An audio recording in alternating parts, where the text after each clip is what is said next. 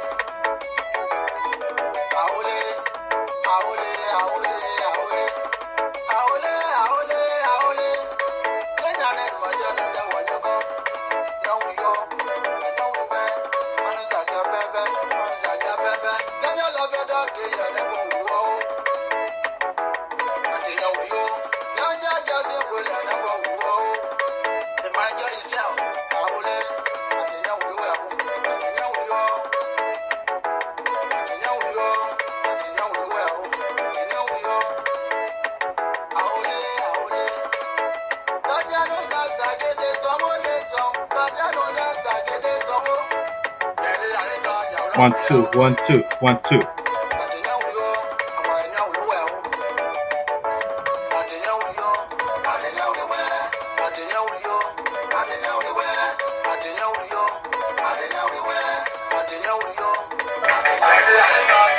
One, two, one, two, one, two.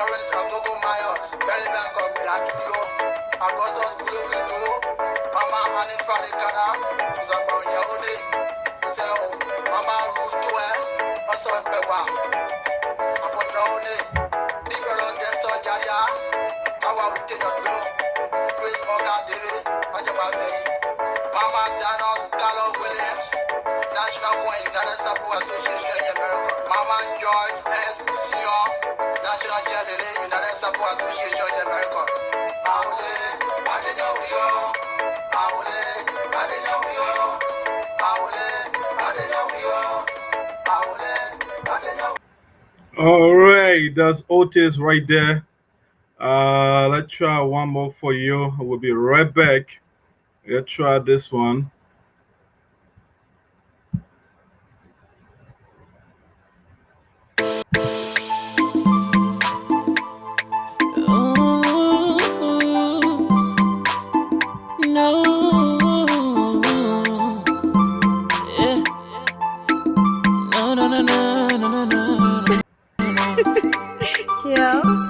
In my country, the thing that I know that I can't talk. In Liberia, the thing that I see that I can't talk. Oh. Some of them say Chawia will not become president. Some of them say Chawia will not win presidency. Now the men are win. Why blood talker? The envious people then all around. Some of them say he must step down. They were talking like that. I get a country, They put them there for a few minutes. They will steal all the country money. Hey, you lead your way out. Then you rule his people in peace. Oh, you lead my president. Then you rule his people with love. If you not done nothing to contribute, nothing to give the country, then shut out your mouth and sit down. Let the man do his job. Oh, don't be talking the thing you not know. Don't be talking the thing you not see. Yeah, yeah. Say I'm up in Joria. Your president now your ego. Hey, say I'm up on Joria. Oh, your president now your ego.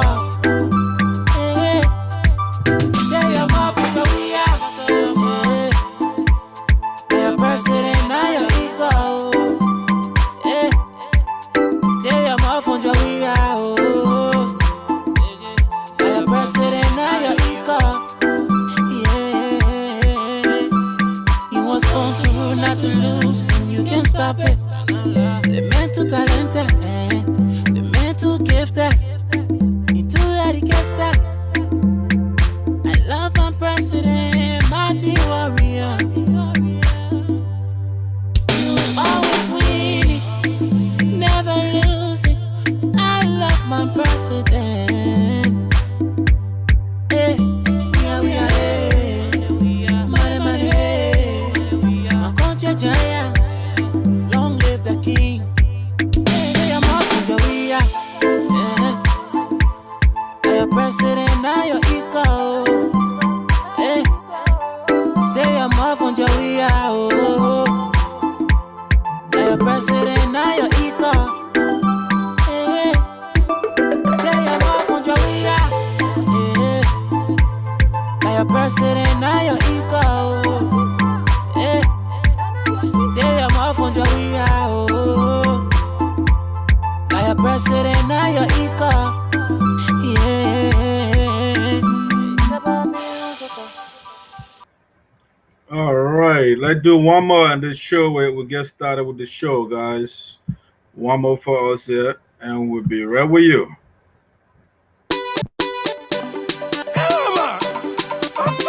I'm not tired yet. I still want more.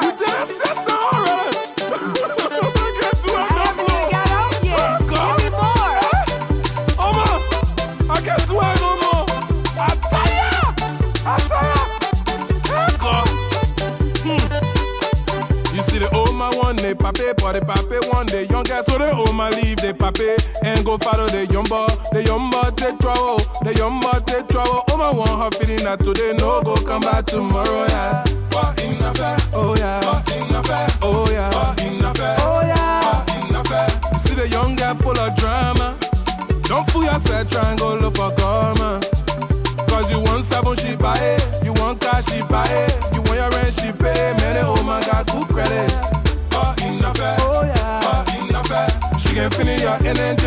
Oh my God, in the play with. Oh lele, you got you. Oh lele, you got you. In the morning, you got you. In the evening, you got you. In the night time, you got you. She can leave me, you got you. Yeah, you got you. Yeah, you got you. Oh lele, oh lele. In the morning, in the evening, in the night time, she can leave me. Yeah, yeah. And I believe that they play the old man take me from. How about to go to jail and now the old man stay my bone. She got run it to the bar. Gotta wear it, take a lay. Hanging with a real bar. Woman, leave me, I leave it today. You want to hold it? Finish my young blood. To the bar, now eating coe. What's up, me? What's up, me? What's up, me? What's up, me? Cause you want seven, she buy it. You want cash, she buy it. You want your rent, she pay. Man, oh my God, good credit. In the fair, oh yeah, in the fair. She can finish your energy. Oh my God, in the play. Oh lele, oh lele.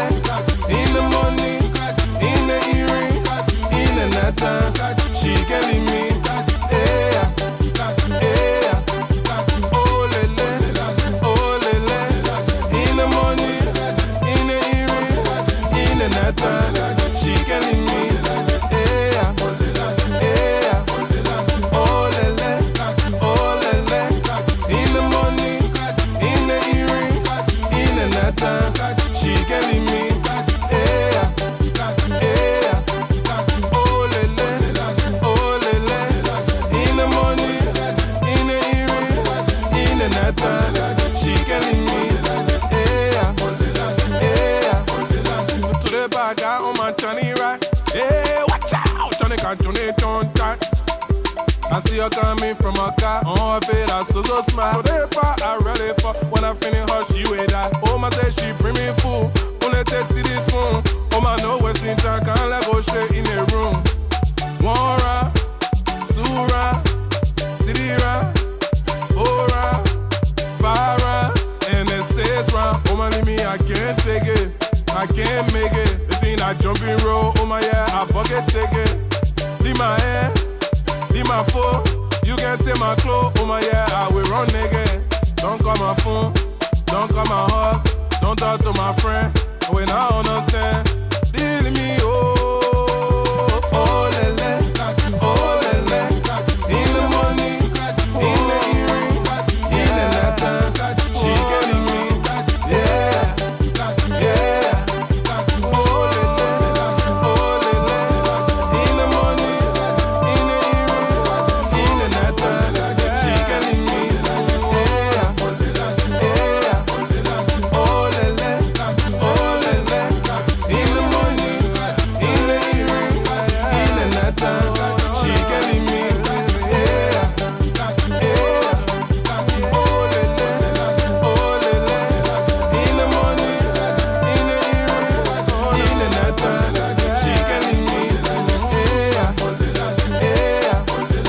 Just brains on the beat. She's sweet, baby. This is not a diss song, y'all. It's just how I be fun, you know. Thinking about the past. This does not in any way reflect the behavior of older women in Liberia.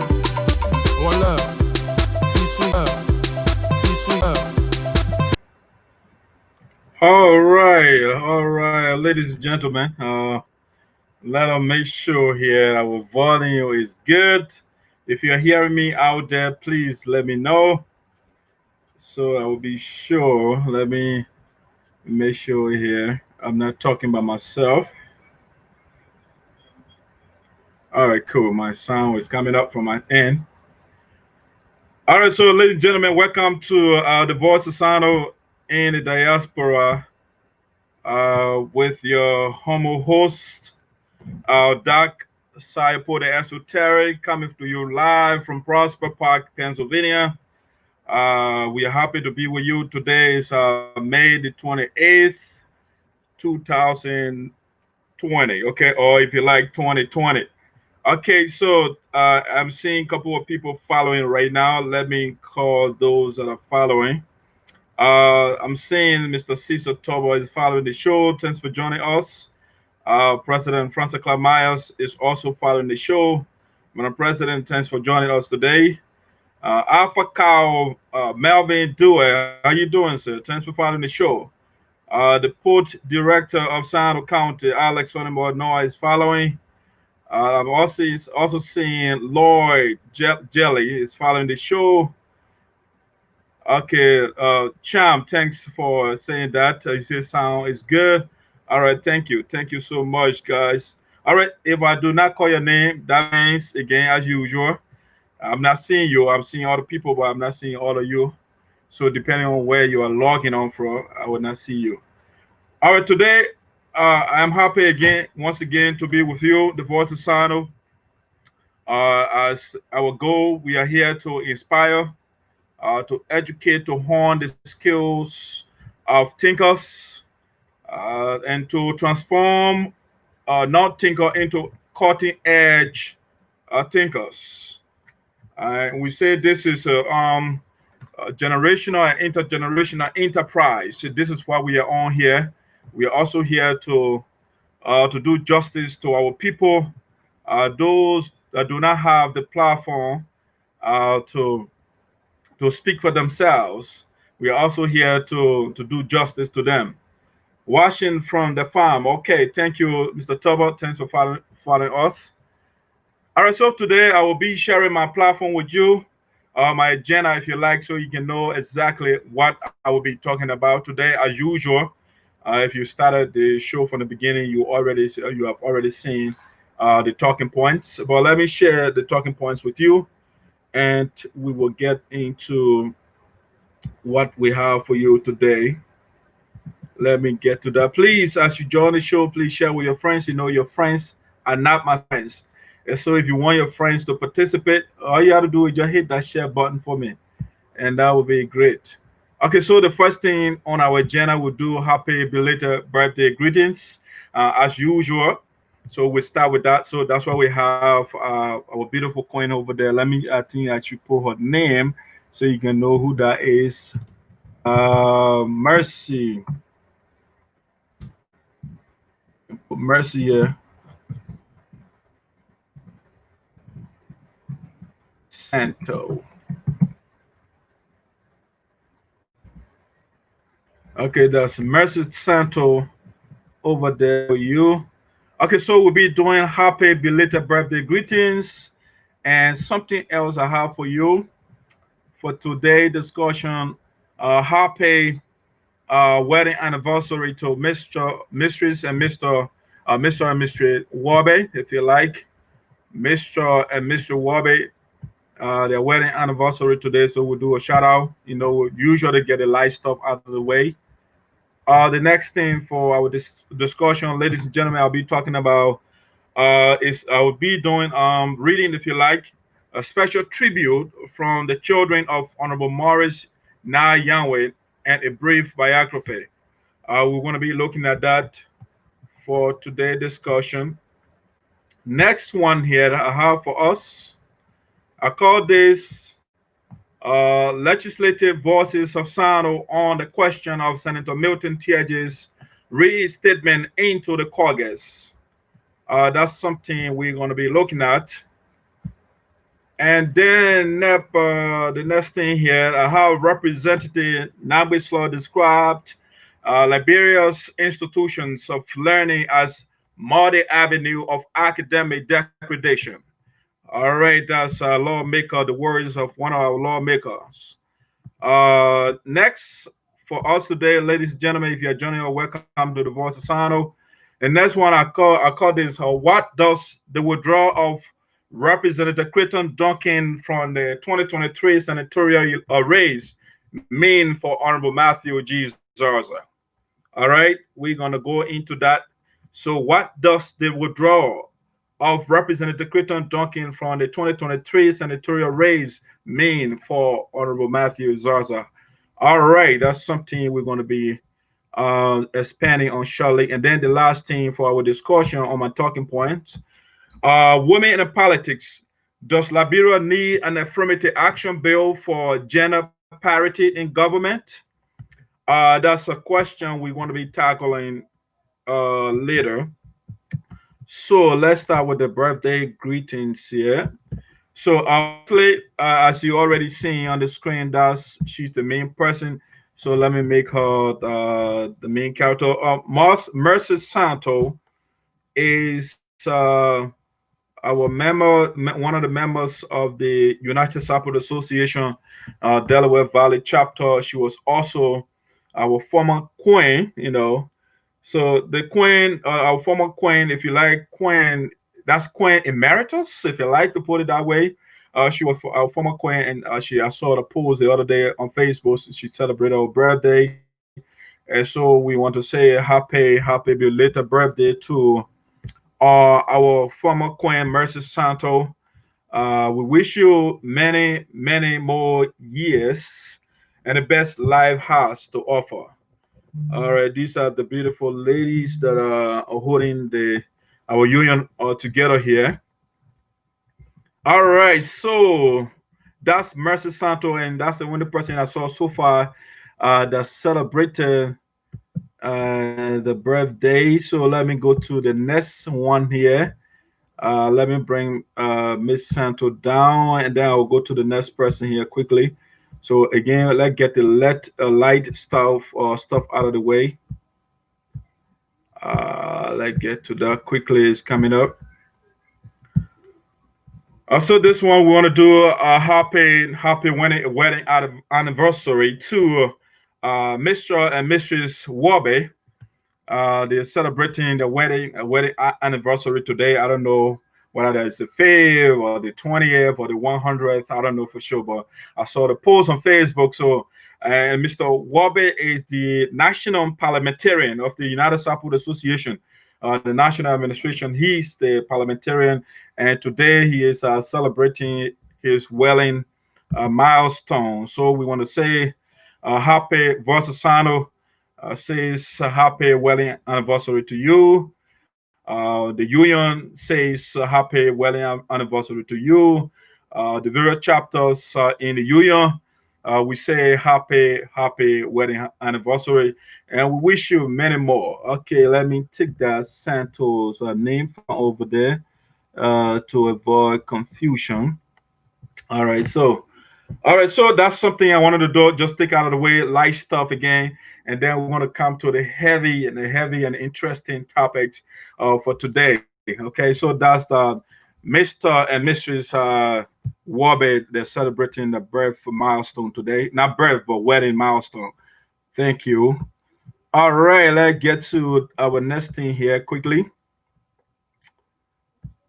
This one is the tribute, special tribute from the children of Mr. Morris Nyanway, Honorable Morris Nyanway. He just passed away. He's my dad, and so the family, the children, wrote a beautiful tribute. So I want to share that with you. Let me get to his image here quickly, and we'll be there with you to read the tribute to you, what the family wrote. Let's see here. But while we're doing that, I think I have to give you a quick commercial. We'll be right back. Let's look. I'm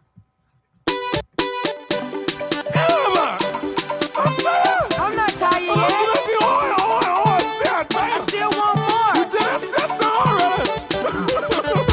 I haven't even got off yet. Give me more. I can't do it no more. I'm tired. You see the old man one day, pape, but the pape one day, young guys, so the old man leave the pape and go follow the young boy. All right, ladies and gentlemen, welcome back to Voice of Sinoe, our Thursday edition of the show. Yeah, let me get to that communication quickly so we can read it. Also, let's start with the biography first of the honorable man, Mr. Morris Nyanway. You know what, guys? Let me get a better image. I don't like that image. It's kind of low, too distant. I'll be right back. Let me get the commercial to you again. Yeah, man. I'm tired. I'm not tired I'm not yet. doing oh, still tired. I still want more. You did a sister already. Get to I haven't even got off yet. Give me more. Oh, man. I can't. All right, so I like that image better. I will call you back. Somebody's calling me here. All right, so guys, I just wanted to read a special tribute and then a biography of honorable Morris Yanway, my dad who just passed away. So we want to read his biography to you so you can know who he was. All right, so let's read here. It says here, the biography of our father, brother, friend, the late Morris N. Yanway. It says, or it reads, if you like, the late Mr. Morris Nah Nyanway was born onto the union of Reverend Charlie Chetan Chenti Yanway and Mount Sarah Yanway in Goroba Town, Chian District, Grangeda County, Republic of Liberia, West Africa, on February the 28th, 1950. All right, let me read that from the beginning. The late Mr. Morris Nah Nyanway was born onto the union of Reverend Charlie Chiten Yanway and Man Sarah Yanway in Goroba Town, Chian District, Grangeda County, Republic of Liberia, West Africa, on February the 28th, 1950. Grangeda is accounted in the eastern portion of the West African nation of Liberia. He began his primary education at the Pinestown Elementary School, located in Pinestown, Sinoe County, in the late 50s. Few years later, he moved to Zoedru City, capital of Grangeda County. He enrolled at the Zoedru Assembly of God High School to begin his junior high school education. In the early 1970s, he moved to Lofa County and enrolled at the Zarzar Rural Teacher Training Institute. In 1960, Zarzar Rural Teacher Institute was opened to offer a 3-year program to produce elementary and high school teachers. He had a passion to teach people and he pursued that path. In 1972, he graduated to obtain his high school and teacher training certificates, respectively. In 1973, he moved to Morovia, Monserrate County to begin a new life in the nation's capital. He began his teaching career at the First Assembly of God High School, located on Buchanan Street. A year later, in 1976, he was enrolled at the University of Liberia, where he studied economics and accounting. On July 9th, 1977, he married his first wife, Ma Betty Gade, at unique a unique private ceremony attended by close family and friends on the Capitol Bypass in Morovia, Monserrate County. He graduated from the University of Liberia in 1981 with bachelor's in economics and accounting. From 1981 to 1983, he served as junior financial analyst at the Ministry of Finance, Republic of Liberia. From 1983 to 1985, he served as assistant comptroller for cash management at the Ministry of Finance, Republic of Liberia. Later in 1985, he traveled to the United States of America to further his studies. He was enrolled at the Southern University in Washington, D.C., where he studied accounting. In 1987, he graduated and obtained a Master of Science in Accounting from the Southern University in Washington, D.C. He returned to Liberia and served as Controller General of the Republic of Liberia from 1988 to 1990. There was a civil war outbreak in December 1989. During the Civil War, he was separated from his family for 2 years. And they reunited in May 1992 and lived together at the Faith Street sinkhole, Monrovia, Liberia, West Africa.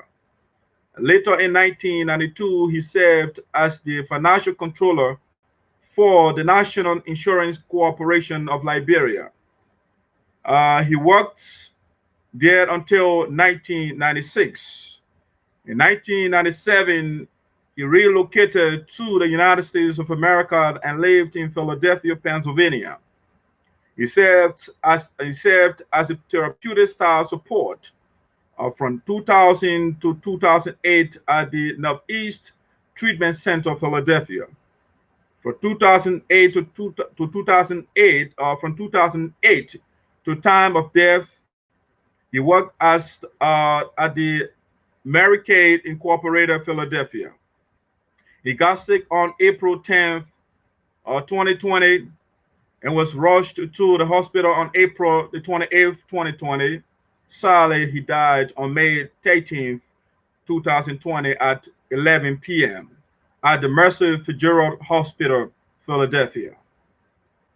He leaves to mourn his lost 16 children, 22 grandchildren, 4 great-grandchildren, and a host of relatives in the Republic of Liberia, the United States of America, Republic of Burundi, and the rest of the world.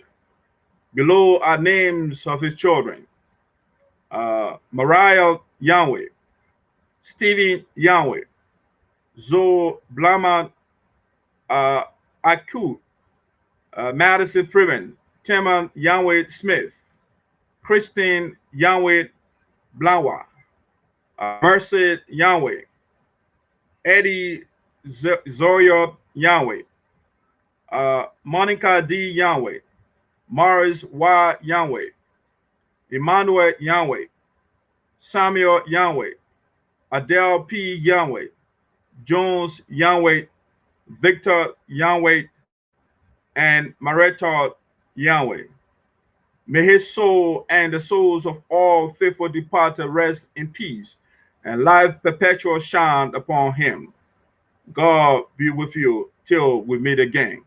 All right, so that's a brief biography of Honorable Maurice Nyanway, a statesman, a very decent man, my father, who just passed away. By the way, for additional information, I will give you this weekend, this coming Saturday, will be the burial and the funeral ceremony. So I will give you that information shortly. So now let's get to his the tribute from the children. All right, there's a tribute from the children too that I want to share with you. All right, so yeah, it's it here. Let me get to it quickly. It's loading. Let me get some water to the drink. It says here, tribute to dad. We are all gathered today to bid farewell to dad, Papa, or Father Mr. Morit Nah Nyanway. It seems just the other day when we spoke with him, as he always had a way of communicating and reaching out to each of us. Dad spent several weeks in a hospital, and we were all hoping and fervently praying for his recovery. He didn't expect his death to come. We didn't expect his death to come so soon. We were hoping to have more time to get acquainted with the idea of death and what it meant for us left behind. Now we are beginning to understand and confront death's discourteous blow. While we all hope never to experience such life altering loss, the fact is we all will. Death is part of life. Once it strikes someone so dearly to you, your existence will never remain the same. We now understand the pains of losing a father, which will perhaps never leave us. Papa, you were a good father.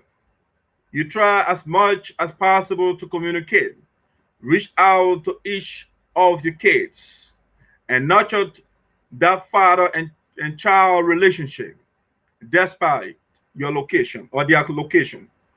You showed pride in our simplest accomplishment and always made efforts to hold your kids together. Papa sacrificed so much to give to others. He worked hard and never complained about having to go to work. He was instead grateful that he had a job so he could provide for his family and others. We always depended on you, Papa, wanting to be by your side as much as possible.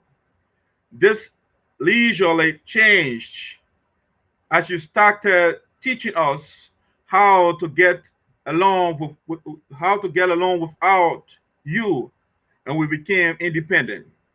You invested in us emotionally, physically, mentally, and financially, devoting yourself completely to our well-being and helping us succeed in life. Without you, we will be lost. All the things you have done for us made us better and secure people we are today. What is the measure of the man? Is he measured by the money he has, the possession he owns, or the power he holds? Or is he measured by his success in life? No.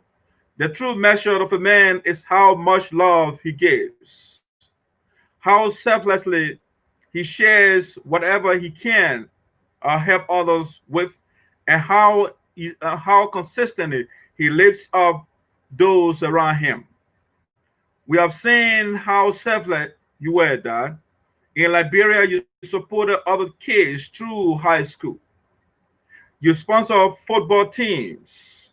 You provide financial and moral support to the 72nd community in Painesville. Staff at the Ministry of Finance in the US, and other people we never got to know about until now. Still speak of your kindness. You left positive impact on every person you met, even strangers. By this measure, Papa, you were immeasurable. All you wanted us to stretch out, all you wanted was to stretch out a helping hand to others, because you grew up from a humble background and understood what it meant to be unprivileged. As we and families are gathered today to mourn and reminisce about our dad, we shed tears for how much he will be missed. But we also had many moments of laughter by remembering all of the things about him that we loved. That had a great sense of humor and infectious smiles that were enjoyed by all who knew him. We have lost you, Dad, only in body, but not in spirit. You taught us how to trust in God, whereas this is by far the most painful and heart ripping, a life changing experience for us. We are assured by the Word of God and comforted by the Holy Spirit that we will meet again. We believe your dream was that one day all your children will reunite as one Nyanway family. Though you didn't actualize your dream, it's beginning to it's it's been fulfilled, Papa. We are all gathered as Nah Nyanway children to bid you farewell. We are united as ever and will remain. Our siblings in Liberia and other parts of the world will have loved to be here. Unfortunately, due to this deadly pandemic, they are not here. We love you, Papa. Your grandchildren love you also. And thanks for meeting them and bonding with them. Papa, Dad, Payanwi, Pape, Pops, as we all call you, you will dearly be missed. Thank you for everything you did to make us the men and women we are today. Until we meet again, Papa, love you now and forever. Okay, that's the statement from the family, from the children of Honorable Morris Youngwick, a distinguished statesman who just passed away recently in Philadelphia, and the burial is coming up. And so that was a tribute for the children. Wonderful. That was well written. Uh, yeah, it was a tough statement to read. One of the toughest statements for me to read. Kind of. I mean, your father. To go through all of this is it's an emotional time for me. But got to be strong. Death, like the statement, like it was indicated in the statement, death is inevitable. That's what Dr. King calls it, the democracy of death. The democracy of death. Old people die, young people die, rich people die, tall people die. Like you're saying, obese people die, slim people die. So death, it comes to everyone. It comes to everyone. It affects everybody. All right. So now before I go to the next thing, let me quickly give you some little information here with respect to the burial that's coming up this Saturday in Philadelphia. Excuse me, guys. So this Saturday it will be uh, a funeral service. Let me get to all the details here so I will share it with you, the address and all of that.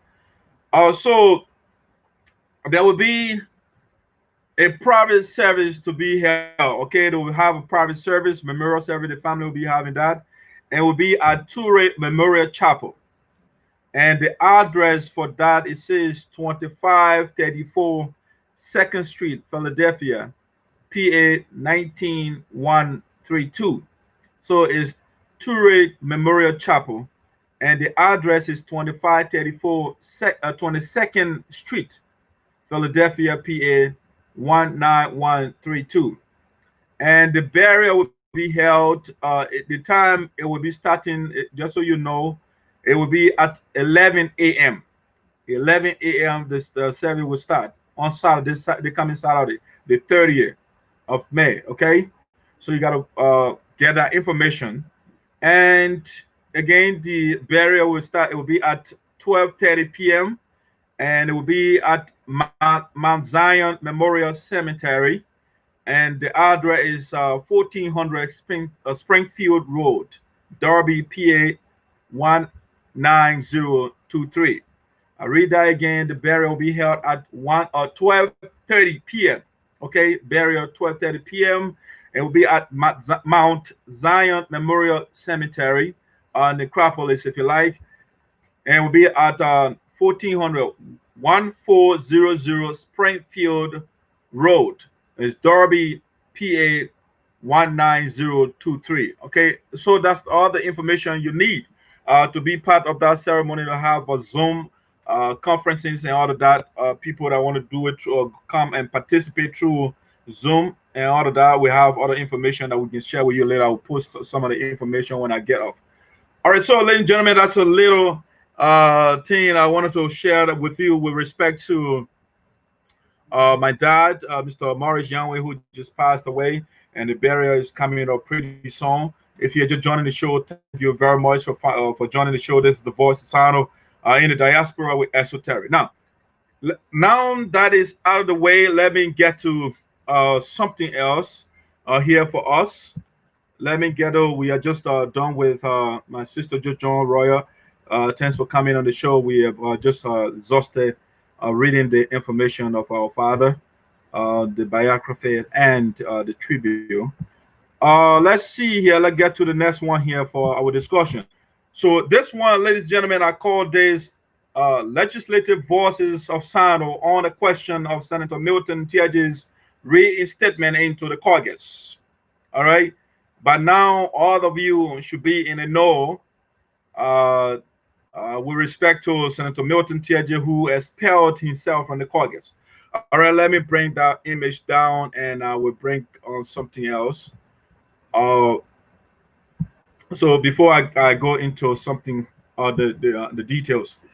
Okay, so you all know Senator Milton Teahjay expelled himself from the Congress. And the chairman of the Congress, which is Crayton Duncan, recently has been reaching out to the senator to come and rejoin the Congress. All right.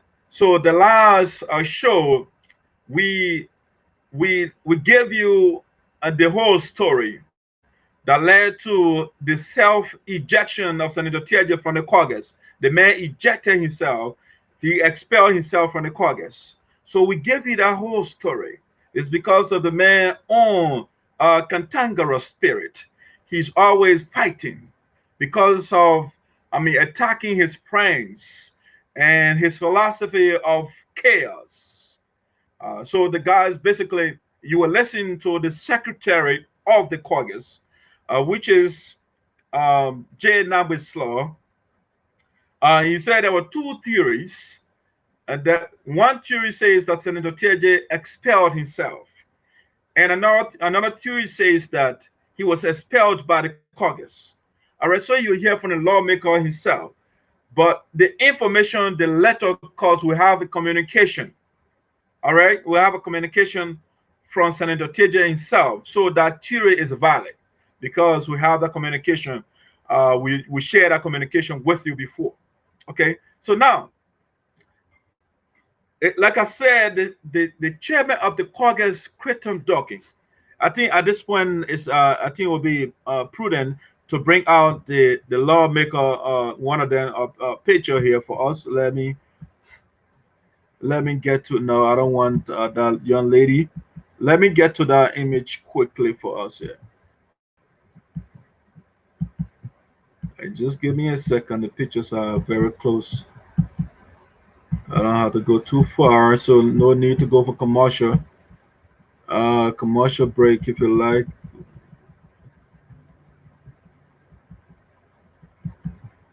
If you're just joining the show, welcome. This is the Voice of Sinoe with Dr. Saya Pude. If you want me put it a Liberian way or my real way, Saya Pude. Yeah, that's how they call me, Saya Pude. Yeah, so we say Saya Pude and all that Western way of saying it. Let's see here quickly for you. All right, let's bring out the chairman, the Congress chairman. Okay, so like I was saying, this is the current chairman of the Congress, Representative Crayton Duncan. Let me pull here. Let's say Rep Duncan.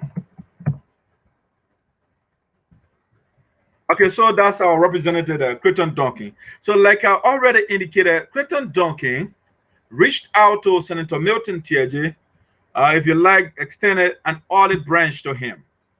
All right, and so that has generated a lot of debate lately from even the other lawmakers. So we want to be hearing from those voices, the lawmakers themselves, what they have to say. Okay. They had an interview this not too long ago with Patrick Bolu, one of the journalists in Sinoe County, Republic of Liberia. He had an interview. He interviewed Honorable Matthew Zarzar. He had an interview with Mr. Duncan, but we don't have the audio. But so the audio that I have Honorable Matthew Zarzar. I have Representative Crayton Duncan's Duncan, and then Augustine Chea, Senator Augustine Chea. I have the audio. So we want to listen to the audios of those lawmakers, okay, to what Crayton Duncan says. So What I'm going to do here is to go quickly to those audio. I will start with Mr. Zarzar. And let me see, maybe I will just leave the chairman's picture there. And I will bring Honorable Zarzar quickly here. It should be here not too far from us. Right here. No, that's not what I want. Give me a second, please, guys. It's difficult to be the host and at the same time the technical man. It's a lot going on. All right, so this is Honorable Zarzar right here. So Mr. Zarzar had an interview. We want to start. So at this point, we are giving you the reaction, the voices. That's what I call the voices of Sinoe, legislative voices of Sinoe, with respect to Senator Teahjay self-expulsion. Let's put a representative, a rep Zarzar. All right, let's put that for you so you can know who that is. I think it's a lot of overhead here for us. So I will take some of these things down and I'll bring Crayton Duncan down with Honorable Zarzar there. All right. Now, so this is Honorable Matthew Zarzar. So let's listen to the interview he had with Patrick, the generation from Sinoe County, Patrick Bolu. Let's listen to that interview quickly. Let me get to it here. That was talked about in the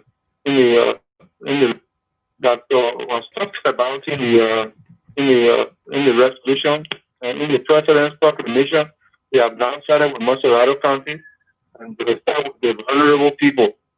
I mean, those are the major things that we are concentrating on now. What effort can be made so that the virus are killed? Yeah, guys, give me a second. Let me get to the beginning of that. I think it started somewhere up.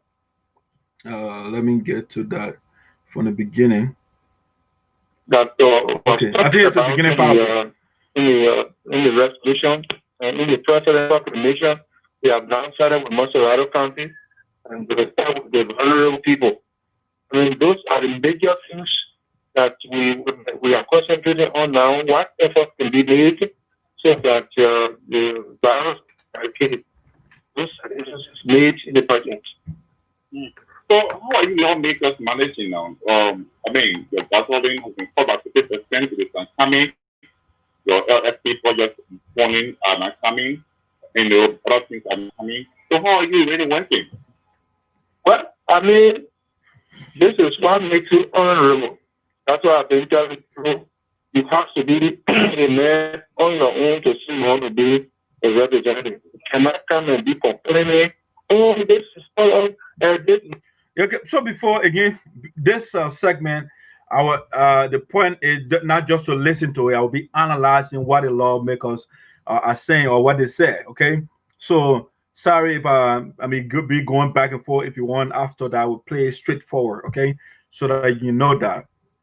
But I think it's necessary that we point out some things that he is saying that people might not get. And so, if you listen to Honorable Zarzar, Patrick asked him, "How are you guys managing? Given the budgetary constraint, and you guys are not getting all the little things that you're supposed to get." And he said, "Okay, this is what makes you an honorable. An honorable man. If you want to be an honorable, you should already, get your own asset. You should be able to sustain yourself, whether government supports you or the government pays you or not. You should be somebody who can stand on your own and just start instead of whining and whining. So an honorable man is not somebody whose job is to just whine. You're saying here, this is what makes you an honorable. You should have your own financial base or whatever, your own asset. So with or without government, you can still make it. You can still look after the people. So in other words, what Honorable Zarzar is saying, with or without the government, he will still look after the people. He will still do what he can do as a lawmaker because the people elected him to seek their interests. And so he said, I'm not here to complain and whine and like other people are doing and crying and wailing and lamenting. No, I'm here to help the situation and not to make it worse. So that is a part of being honorable. People should trust you. And Mr. Zarzar is one of the trustworthy lawmakers. So we have from Sinoe County. As a matter of fact, he's the best from Sinoe. If we have at least two of Mr. Zarzar, Sinoe County will go at a, when it comes to development, it will go at an expeditious rate. But he is alone. So it takes one man to change the culture. And so that is why gradually he is fighting to change the culture in the county, to change the way things are done, to tackle corruption and those things. So let's listen to the lawmaker here. From the legal resources we have, and we will not do the project. You have to be a man. You have to have from your meager resources to manage your resources, because you got to understand here. If you cannot manage your own meager resources, you cannot manage other people's resources. Okay, so you got to understand that. So the first thing to be an honorable man, you have to be able to manage your own asset. Because why should somebody trust you if you cannot manage your own thing? If you cannot do it without other people's resources. So the man said, you got to manage your the word meager means small. It's not a lot, but your ability to manage that, to expand it, to help other people, is part of being honorable. In fact, most of us are being carrying out projects on our own. Most of the requests are coming from basic, like I got called God. So it's part of honorability. Some of them, which includes him, they are undertaking project on their own. You see, that's what makes you honorable. It's part of it. It's not stealing from the people. All right, it's not causing confusion. Those are not honorable. Those things don't fall in the bracket of honorability. So he said, on their own, they are taking on projects. Okay. Somebody, two persons have a surgery this morning at the hospital. They want the bill for $150 each. I said,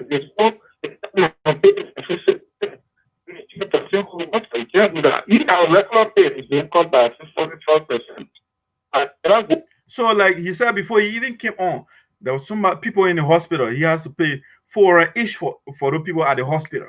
See, that's how wonderful this man is. He's looking after the people. I mean, whether you related to him or not, he is footing your medical bill. That's a great man we have here. And this is one of the leaders we need to push our country forward. Go to people and tell them, say, oh, they cut my pay. I will not do this for you. I will not do that for you. We will represent the people and we will do our very best. We are managing. Yes. But this is what people do not understand. And excuse me, guys. Let me see. There's a flash, a light coming from out there. All right. So you hear him saying, people cut our pay. He doesn't whine like other people are doing and crying. And like Senator Teahjay will come and have a quick press conference when Darius DeLong exposed or disclosed that salary. He has to come and break it down and pull it in different brackets. He doesn't complain. Okay. Because his idea, his philosophy is service to the people. It's not about putting money in your own pocket. So whether they cut his salary or not, those things don't bother him, because he's not going there for the money. He's just going there. He is serving to improve the living condition of the people. Okay, so he's not going there for the salary. When they give it to him, he shares with the people. He's a wonderful man. People do not understand, and others go around and say, "Hey, never making X, Y, Z, making so much." Since I've been down there, the cities that the press people have been calling that the legislators are making, that's not true. But I cannot be going around and arguing with people. But we will manage it. People say that if you do not like fire, don't say that. But if you like heat, don't say that my fire. Okay, so this is a leader talking here. If you do not like heat, don't sit by fire. Okay? So in other words, you have to have a thick skin. If you're a leader, people will put all the garbage on you. They will put all the trash on you. So he said people, the media, the journalists will come, they will inflate the salaries of the lawmakers. They will inflate it. Oh, they're making 17, they're making $20,000. But he said, I'm not going to go out there to be arguing with people. No, that is not my job. My job is to do what is right for the people. So whether they cut my salary, whether the journalist goes out there and inflates it, that is, I shouldn't bother with those things. I should focus on what is right. If the budgetary allocation for the various counties, I should advocate for my county to get money for development. I should be able to get scholarship for the children to be in school. He made an effort to have Sinoe County today to have a community college. These are things the man is thinking about. It's not about enriching himself. It's not a position it will work. You don't like to that's about fire. So you recently intervened in a district by sending some anti-COVID materials. How was the intervention go in your district? Or what are the reception from the people?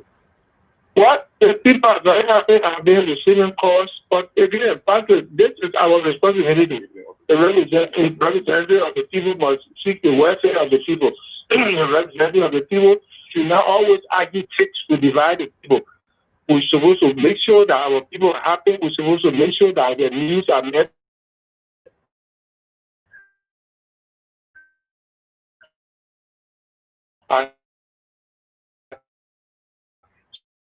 So, people are coming from we district from in Sinoe. I help everybody out. I do not. He will say that. He said, I do not see myself as a representative for only electoral district number 3. I see myself as a representative of the whole county. So the little research, he said, we have to take responsibility. That's the leader talking here. You got to take responsibility. Whether the people pay you or not, you got to step out to the plate. You know why? So there's a great leader here we have. The boys, I cannot pick and choose. Even the county, if my research, I cannot pick and choose. No discrimination. In other words, we are all one family. We are one people. So you send me there, I should seek your interests. But I can go around the county because everybody, the fact that I look at myself as a representative of Sinoe County, not in district number 3. I look at myself as a representative of Sinoe County, not only electoral district number 3. See? So the man has a holistic perspective. He has a holistic view of the county. Why some people they will sectionalize, they will break things into different compartments. He doesn't do that. He's a holistic thinker. Well, when people come to my office from Sinoe, I don't ask them, where are you from? As we speak, I'm on my way to finance our people that have not been getting paid from Dubai, from Giri, from Girepo. I mean, I follow everything because the thing about it, Patrick, Nigeria is our country. Sinoe County is mine. It's the area I represent. So I must make sure that the people of Sinoe County must be happy, irrespective of where you are from. I think this is wonderful. This is wonderful. He's telling you that, I'm going to the Ministry of Finance to run after the compensation of the people from Jide and Dubai and all those areas. They are not in his district, but the man is looking out for everybody. This is wonderful. This is the sort of leader we need in Sinoe County. That's how it's supposed to be. You're representing the people. Yes. I tell you, citizens of Sinoe County after brothers and sisters. So we'll do our best. The resources, the little resources we have, we'll do our best to help our people, at least to be this age.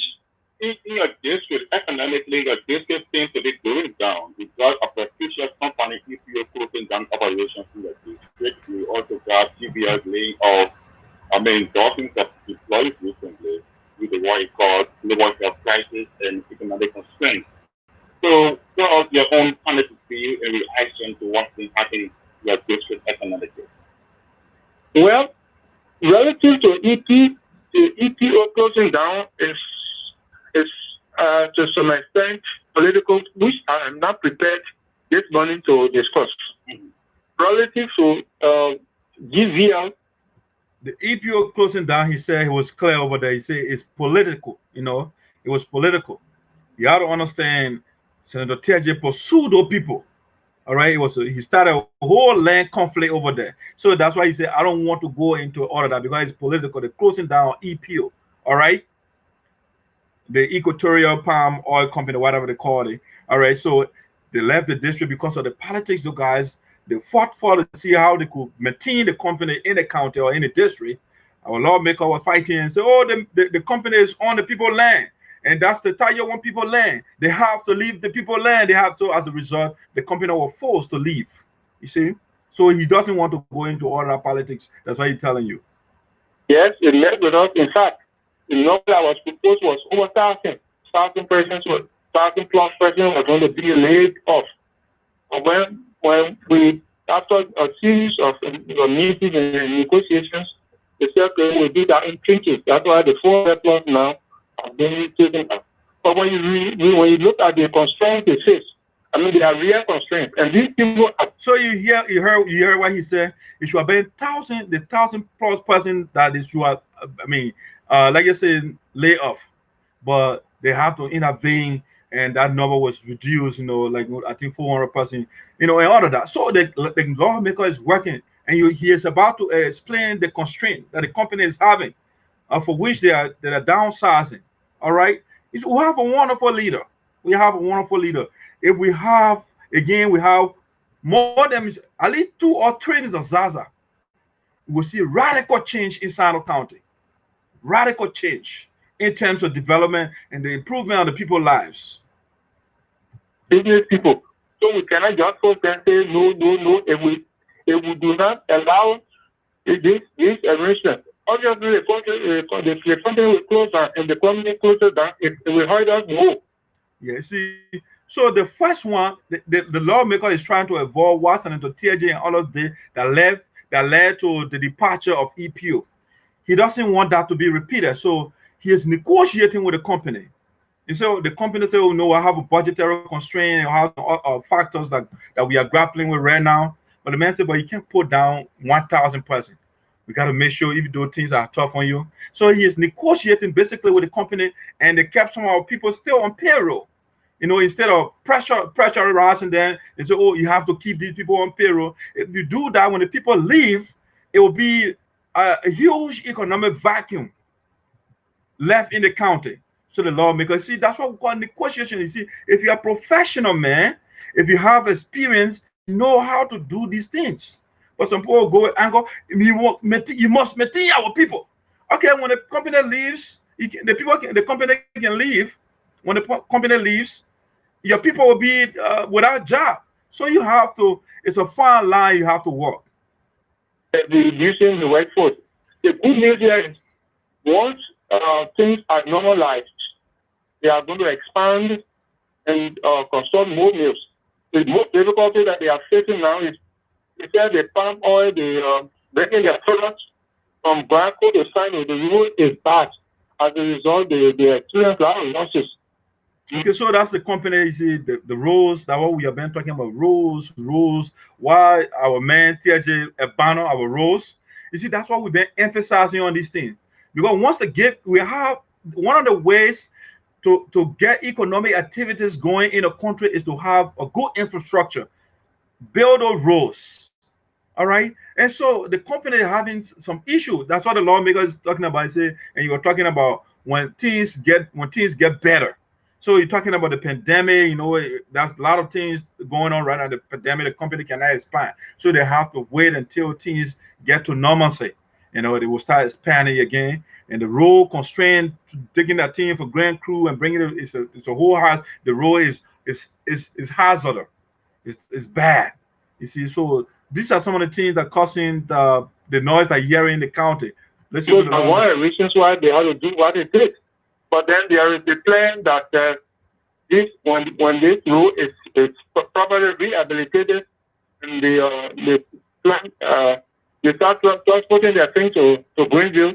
Obviously, most of the people will be recruited. Some of the people that they have laid off, they are people they are trained for the expansion, so they are needed. They are temporarily laid off because of the difficulty. But once these difficulties are removed, they will be rehired, and more people will be rehired. That was the discussion we had with them. It sounds good, but the argument for the community affected is that DBA has already taken the greater portion of their land. We have no way to farm now.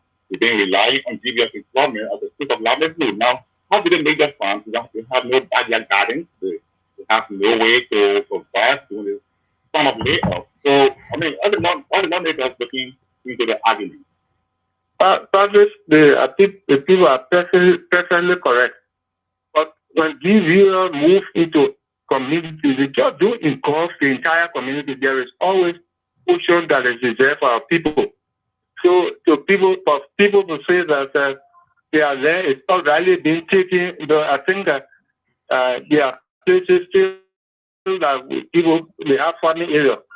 But the problem that we are facing is some of our people, since they started working for a company, they thought that that was the only thing, then they don't make farm. But I think they didn't take the entire land to make farm. No, there are places too that we need for them to make farm. I'm not saying they are not telling the truth, but before they move into any community, they go into community engagement, and through that engagement, a portion of their land is set aside and for farming. Besides, the DVL doesn't just go into any community to just take the land. That's why they go into the community, the arrangement, the agreement, the social agreements that are signed beyond the one that government signed with the company. So I think there should be some provision, Patrick. Okay, thank you, Zarzar. Now we go to the meeting. So we have to make that point clear, though. He was clear because the general was saying, "Oh, the people said they took our land, there's no way to make our backyard garden, and da." So he had to explain that to the man because the old companies don't just go in the county or in the various areas and start confiscating or start making farms. After they made an agreement with the government, they have to have a social agreement with the people themselves. The people got to agree and say, "Oh, we'll give you this land and you can use that." It was based on the people agreement that the people will start working. So they don't just go there and start taking lands. No. So the lawmaker is making that clear to us. Okay. Some people say, "Oh, the people just go and taking our land." No, the people themselves will give the land to the company. They will agree. They will have some sort of agreement. We'll hire X number of people, or we'll do. Send certain people to school, or will give. Based on the agreement, then they will give the land to the people. That's how they do it. Issues. On two separate appearances on this radio, Crayton Duncan has requested calls, for the return of Senator Teahjay to the Capitol. You can remember he returned voluntarily a few months ago or a year ago from the Capitol, for his own reasons, known to himself and maybe to the Capitol. What can you say as the longest serving member of the Capitol so far? Well, the thing is, this is the essence of democracy. Everybody has the right to express what he wants. Whatever expressions he makes, you are responsible for the end result. I think the chairman spoke from a perspective of being a leader, or think like a leader. But in the first place, why will you recall somebody that you did not send out? The man went out on his own. That's exactly what we have been talking. You see, the honorable gave you the premise. First, the man asking, "Oh man, what you thinking about this? Crayton Duncan calling Senator Teahjay back." He said, "Well, this is the essence of democracy. You have the right to air your opinion." And then you also said the chairman spoke from the perspective of a leader. He's a leader of the caucus. So he was speaking from the perspective of a leader. Okay, he can just speak one-sided. Okay, so you have to make those things clear to people. All right, listen to what he's about to say. So if he wants to come back, there is no need to call him back. But so the man is saying Senator Teahjay himself, he fired himself on the caucus. So if he wants to come back, hey, he has to come back to the people. The chairman does not have to call him back. But listen to him. Listen to him.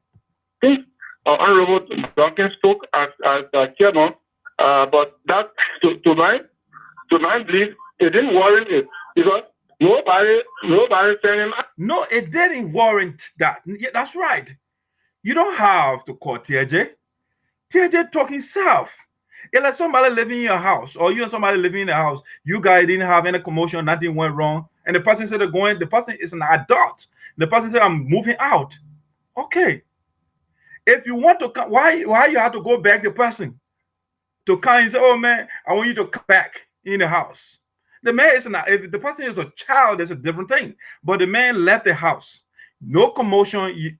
He left the house and insulted all the people in the house. But then the chairman is now calling the man back. So the woman to Zarzar said, I mean, it didn't warrant that. No, you don't need to call the man back. He went out on his own. He said he was resigning and made some vilifying statements against the caucus. I mean, I'm not saying, I'm upset because of the comments he made. But what I'm saying is he left by himself. So why should caucus beg him to come back? I mean, so... That's the question. Why should the caucus beg the guy to come back when the man left on his own? He did it at his own volition. So why are you begging? It doesn't make sense. And the lawmaker is right. I do. Senator Chea wants to come back. That is his prerogative. Of course, then you have to apologize to the caucus for the derogatory remarks. Exactly. That's what it's supposed to be. And that's why when I wrote my piece, I said the chairman is denigrating the caucus. If you have a guy who insulted everybody, including the people of Sinoe County, the man left, and then you are backing him. If you don't know the chairman of the caucus, let me put an image here. This is the chairman of the caucus, Crayton Duncan, who was backing Teahjay. The man left on his own. So why are you backing him? That's what the lawmaker, that's what Mr. Zarzar is saying. Listen. Nick, of course, I'm not making this a condition, but I personally will not call back somebody who has voluntarily resigned from the caucus, and because nobody bothers him, he makes all kinds of remarks, goes around tells people about, things that are not, the facts that are embellished. So, yes, that's what Senator Teahjay does. He embellishes the facts. He basically lied to the people. He doesn't tell the people the truth. And that's why the lawyer he wants to be professional. But the man lying, he lies too much. So he doesn't say the truth to the people. And that's why the lawmaker is saying, if the man wants to come by, he is welcome. But he has to apologize first. He needs to apologize to the people of Sinoe County and the caucus. And that's how it's supposed to be. He got to come and kneel down to the members of the caucus, to the people of Sinoe County. And then Crayton Duncan going there and begging him. Yeah, I mean, I appreciate that Senator Chea and Representative Duncan made that appeal to him or a gesture to him, but there wasn't a discussion of the caucus. No. No, for you, it's a leadership problem over there. You cannot be part of a team and you go and make a statement without consulting the team members. You can't do that. It wasn't the lawmaker says it wasn't the agreement of the caucus. So whatever he's saying, Crayton Duncan was saying on his own, he wants to show, but it's not a real leader, it's a fake leadership you are demonstrating here. If you go out there and say some stuff that the people who and you working together, you guys don't have some sort of agreement or disagreement, and you just go public and start saying stuff. It's a disrespect to even the people you are working with. You don't do that. Okay, so let's go to the system principle that says if Moses cannot get to the mountain gets to Moses. What do you make of it? It's in that vein that Duncan is trying to take the mantle of the purpose to the loan studio. We are not running. There is a difference between church and the state. We are not running a church here. We just are embarking issue that for different church, it's a different issue here. It's a political. I thought that was a very effective response over there. You can bring Moses go to the mountain and mountain goes to Moses and all that stuff. The lawmaker is saying there's a separation between government and religion, state and government. If you want to religion and state, all right, it's two different things. All right, two different things. So you can put them together. I thought that he was on point with that. And a lot of the times people don't even pay attention. You have, I think people say Muhammad. If the mountain does not come to Muhammad, let Muhammad go to the mountain. But you have to understand that too. You have an animate object and an inanimate object. So the animate object is the human being. You are living being, okay? And you have the mountain, which is inanimate, it's not living. So the animate object, as a matter of fact, the inanimate object will not come to the animate being. You have to be clear. Non-living thing or mountain does not walk. So by all means, it's Moses or Muhammad that will go to the mountain. Mountain doesn't work, it will not come. So when people give this sort of comparison, and if you say that Duncan should go to Teahjay or Teahjay comes to, I mean, then it will make sense. But mountain and human being, mountain doesn't work. All right. So the comparison, that religious comparison, I don't know, is weird. Because arrangement, there's a political situation that we are in. So I am not against the fact that that Representative Duncan and invited him, but I am saying it should have in the first place been the discussion of the Congress. There wasn't discussion. The chairman will not tell him that he has brought this to my attention. Not necessarily that I must agree, but the fact is nobody sent Teahjay out. Nobody sent Senator Chea out. So if he wants to come back, I mean, we want peace in the country. I have nothing against it, but I will not say come back. Back for what? I mean, he left. Nobody bothered him, and he left. If he sees isolated and wants to come back, God bless him. When they kicked me out from the caucus, I didn't make noise there and tell him to back him and say come back. I didn't make noise. See, that's how you do an honorable man there. The people expel him for time indefinite. He didn't make noise about it. He was relaxed. Later on, the guys went and begged him to come back. In that case, it makes sense. Because if somebody expels you or somebody asks you to leave, and then the person can say, oh, man, we'll change our decision. But in this case, the other person left on their own, and you're backing the person, which doesn't make that. What means Zarzar said, I can go call the man to come back if he wants to. I mean, he can do it. So when it's good for Peter, it must be good for John. Okay. So in your instance, you were sent out by them, so they went for you. In your instance, he left voluntarily, but come back himself. So by himself, that's what I said. That's what I'm saying. I mean, that's what the fact is he left, and if I were to kick me out, I made the wrong window, but I didn't make noise. I didn't thought that anybody apparently sat down. You see? Very professional man. The people wrong him. If that would have been Senator Teahjay and somebody else, they would start saying all those bad words. But the man is professional. The elders with the experience and everything, he calm. Later on, they have to beg him to come back. You see, that's how you do it. That's how professional men, professional and real leaders do. Honorable people, that's what they do. But he left and started, saying a lot of things about the caucus. Now, if he feels that he's isolated now, he can come back to the caucus. But of course, with some apology. Of course, some apology. So this could be considered your current position on the vote issue. Hello? Repeat that? I said, so this could be considered your current position on the vote issue. Patrick, Zarzar has always been for peace. What I've said is my personal opinion, but democracy works by majority rule. Whatever the majority decides, that will go for. We cannot be so absolute. If you are a leader, you shouldn't be absolute. So what I've said is not absolute. But he must apologize. From my perspective, he must apologize if he wants to come back. He and Duncan have been friends, and Representative Duncan have been friends. And so if he wants to come back to join the friendship, I have no problem with that. But I am saying, speaking on for the caucus or speaking relative to the caucus, they must follow the proper procedures. The Senator Chea that you know as the Zarzar, do you think you apologize? If he doesn't apologize, God bless him. God bless him.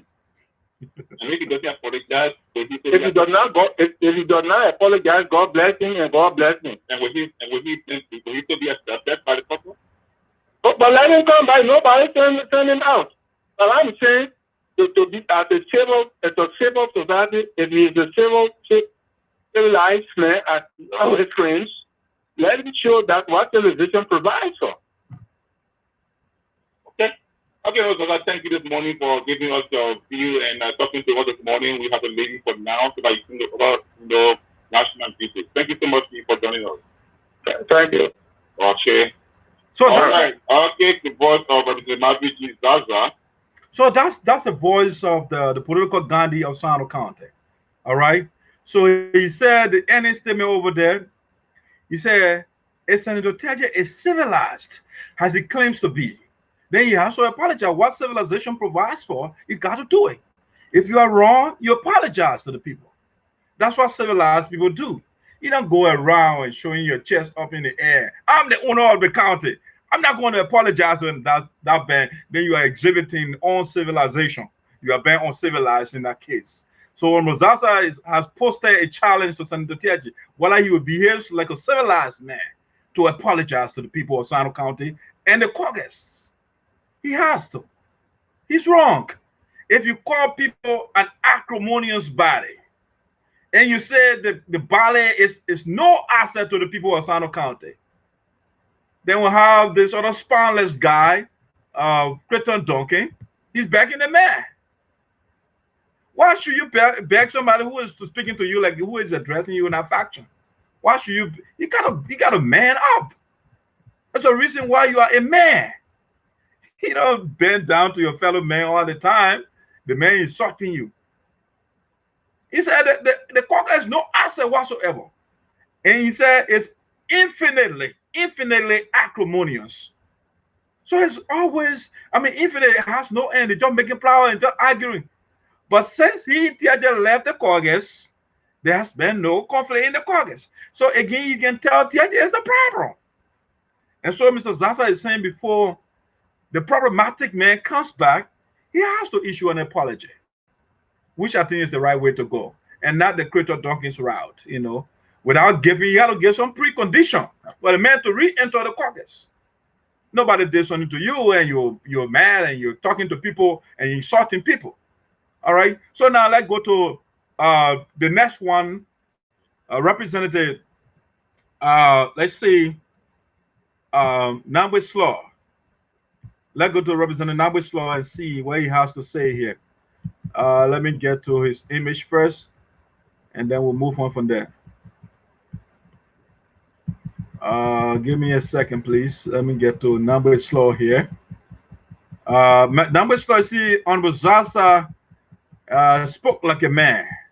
That's how a man's supposed to speak. And be talking like you're scared of your fellow man, and there's nothing going to do to you. Let's see. Nagbe Sloh too, he spoke like a man. That I will give him. He did so. That's how it's supposed to be. You don't come get one man pushing you around and telling you all sort of things. You got to man up. I would say in the U.S., man up.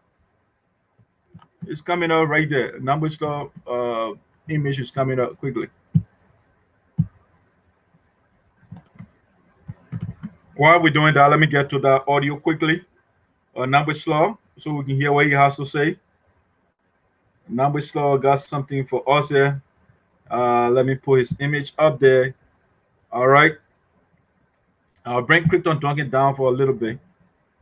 Let's see here. I'll put it in here quickly for us. Represent the rep. Let's put your rep. Sloh. All right, let's put Sloh. Okay, that's Sloh right there for us. Let me get to that in the audio here. Let me get to the audio quickly for Nagbe Sloh.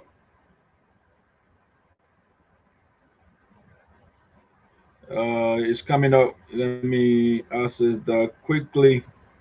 All right. Is that Russell Simon will send to Teahjay myself first.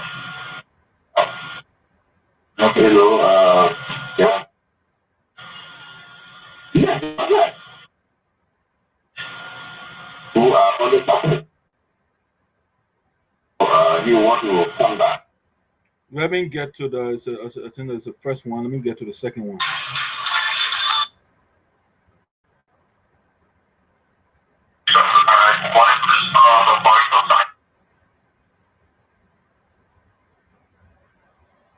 Now, that's the process of the recast budget. Okay. The position. Okay, so okay.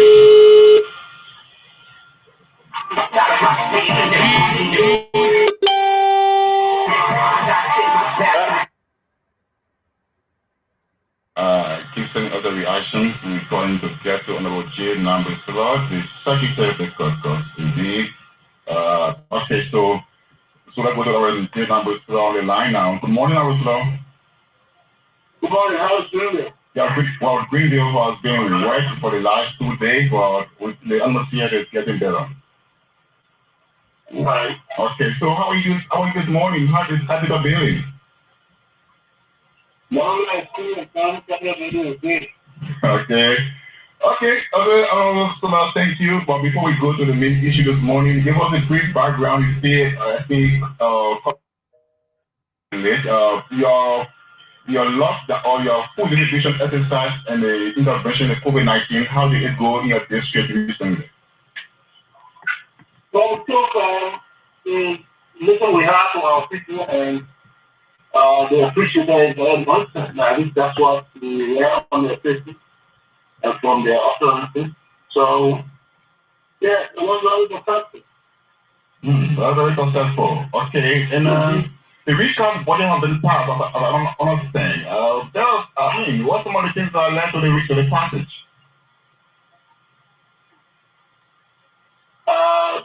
Tell me again. I'm talking about the recast budget that has been passed, that have been approved. What are some of the things that led to the passage or approval? Some of the things that led to the passage? That led to the passage of the recast budget and what we expect to benefit. Well, as you know, we have this situation that has greatly affected the economy. And so some of the things that the original budget sharing cannot be realized because revenue has dwindled. And we want to make sure that the government is not trying to make it. So we went in there, took out some of the things that were not possible to be done. As you know, the budget year ends in 32 days from now. And so within 32 days, some of the things that have not been done cannot be done because the revenue will not be there. Like the 25 million we authorized the president to use for feeding was not in the original budget. So where you take 25 million from now to pump into feeding and which program are you to expect? So when we went there and took out some of the things, even though they are necessary, but they are not doable within the short time available. So we are moving some of those things that were not done to the next budget year, which begins July 1st. Oh, I see. Okay. Okay, Honorable, thank you this morning for joining us. Now, let's go to something very peculiar politically. And, you are the Secretary of the Caucus, and we've been on 2 separate occasions. We have heard calls from Crayton Duncan, the Chairman of the Caucus, calling for the return of Senator Lee. What is the current position of you as Secretary and as a lawmaker of the Senate?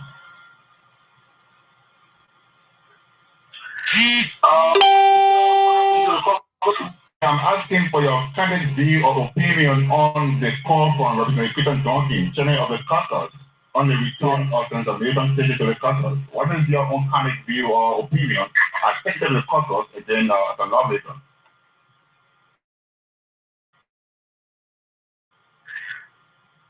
Well, the first thing I would like to what the chairman said and how whether he's calling on President Teahjay to return or he's saying on the bringing back. I don't know what he said exactly. So it'll be difficult to, unless you can restate that and then I can respond to that. I mean, categorically, he extended an olive branch of peace to Honorable Teahjay and call on him to see reason to come back to the Caucus. Well, with respect to chairman's right to say anything, But when it comes to decisions of the caucus, I think the best thing to do is to first consult the other members, and then whatever their position is want to communicate as their person.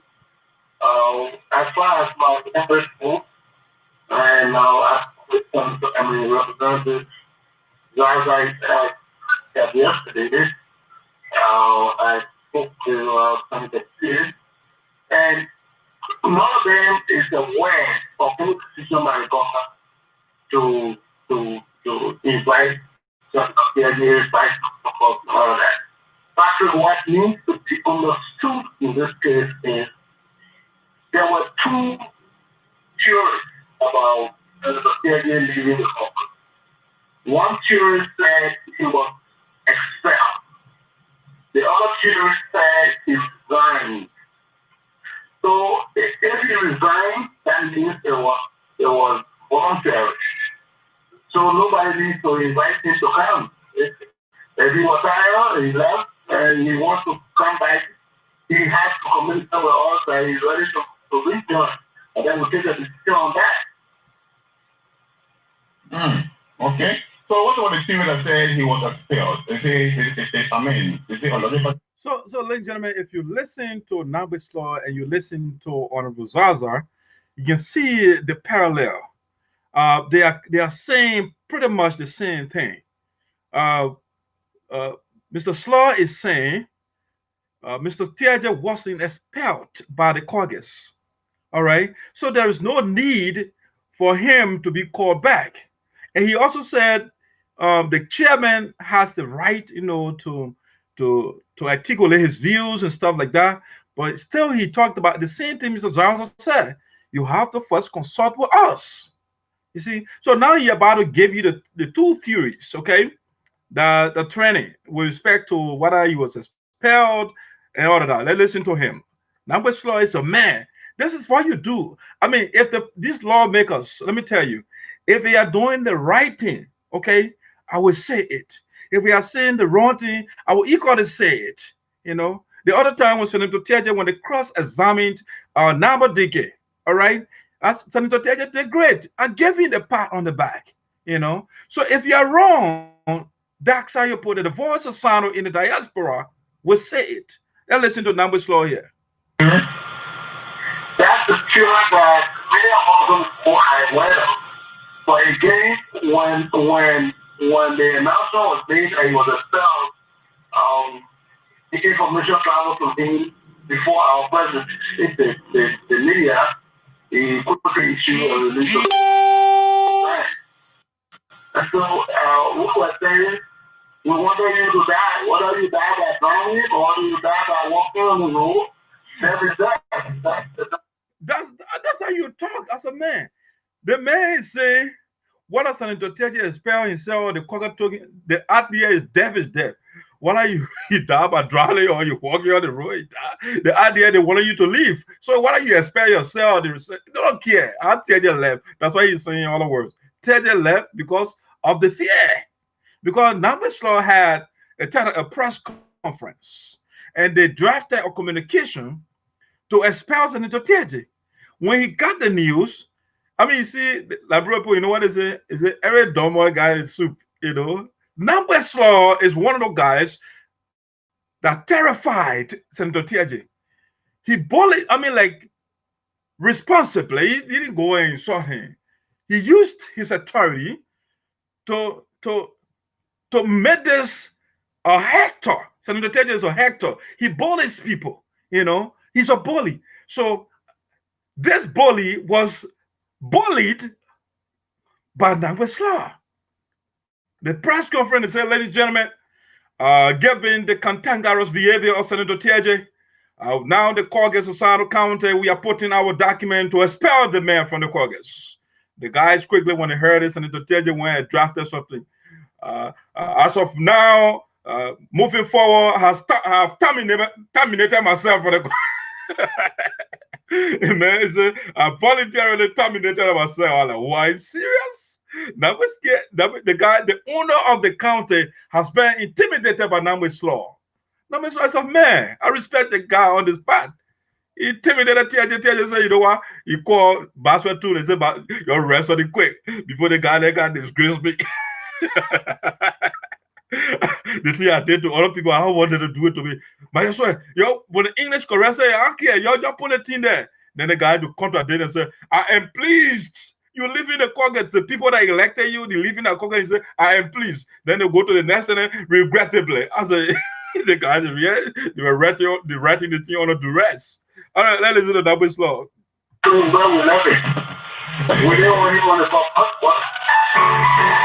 Yellow valued subscriber, your number is about to expire. Please recharge. You have just 1 minute remaining. On the caucus. So are working together. Okay, please end the call and return it. My credit just went out, please. Please end the call and return it. Yeah. I'll call you right back. All right, thank you. All right, so the average Sinoe here, folks. The average Sinoe, folks. This is the Voice of Sinoe community radio, and let's see if we can go back to our room. Okay, welcome back to you. Yeah. Okay, so as we're saying. So if 4 people out of 5 are working together, in fact, it can be 4 out of 5. It's 4 out of 4. Because the member is not a member of the caucus. Whether expelled or resign, is not a member. The other 4 are working together. So why would someone say they're conflict? There's no conflict. The Esoteric is never ever tell you that he has conflict with the Chea, he has conflict with me or with Duncan or with Zarzar. Alright? As far as I know, the caucus will work together. If I have personal beef with the Esoteric or he has personal beef with me, caucus has nothing to do with that. They want between you and Honorable Zarzar. You know the history better than I do. There's no way that conflict can be resolved until the next generation comes. So I'm not really bothering myself about it. I start to book parties over and I can see that they are going far. I mean, I think the conflict is solvable. It can be solved. And this is how you solve that conflict. Senator Teahjay should start disrespecting his colleagues. He should start the tribalism in the county. He should stop stealing the people money. He should stop the corruption, basically, to be shot. Once those things, Senator Teahjay stops those things, Mr. Zarzar will not go after him. Mr. Zarzar doesn't have personal beef with Senator Teahjay. It's because of Senator Teahjay, what he's doing.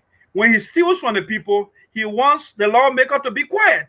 And Mr. Zarzar is saying, no, I'm not going to be your praise singer when you embezzle the people money. No, I'm not. The people send me here to represent their interests. So if you eat the people money, I am going to bring that to light.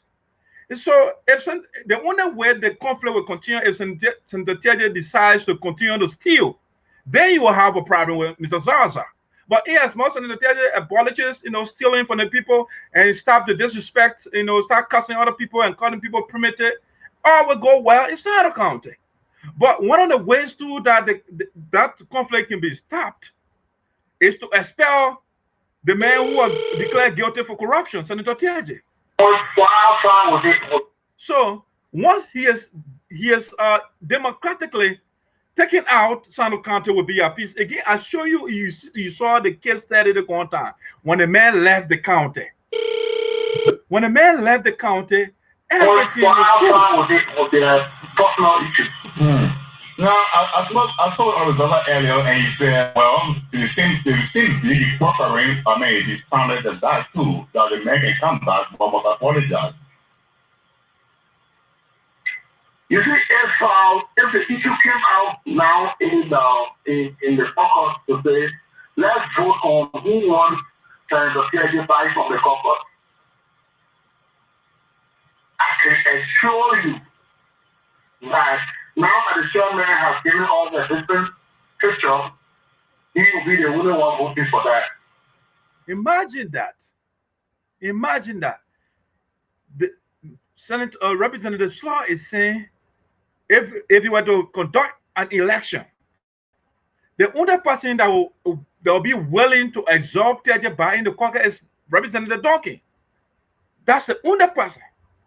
You see? So you can see that holistically, these guys, they want peace in the county. Because when that is out, all is well in the county. What is important here, guys? To have this guy in the caucus and he is causing conflict, or to have him out and the people remain at peace? Which one is better? I think the one where the people should remain at peace is the best one, to kick that man out. The superintendent of the county, the deputy superintendent of first class, the post director, every official of Sinoe,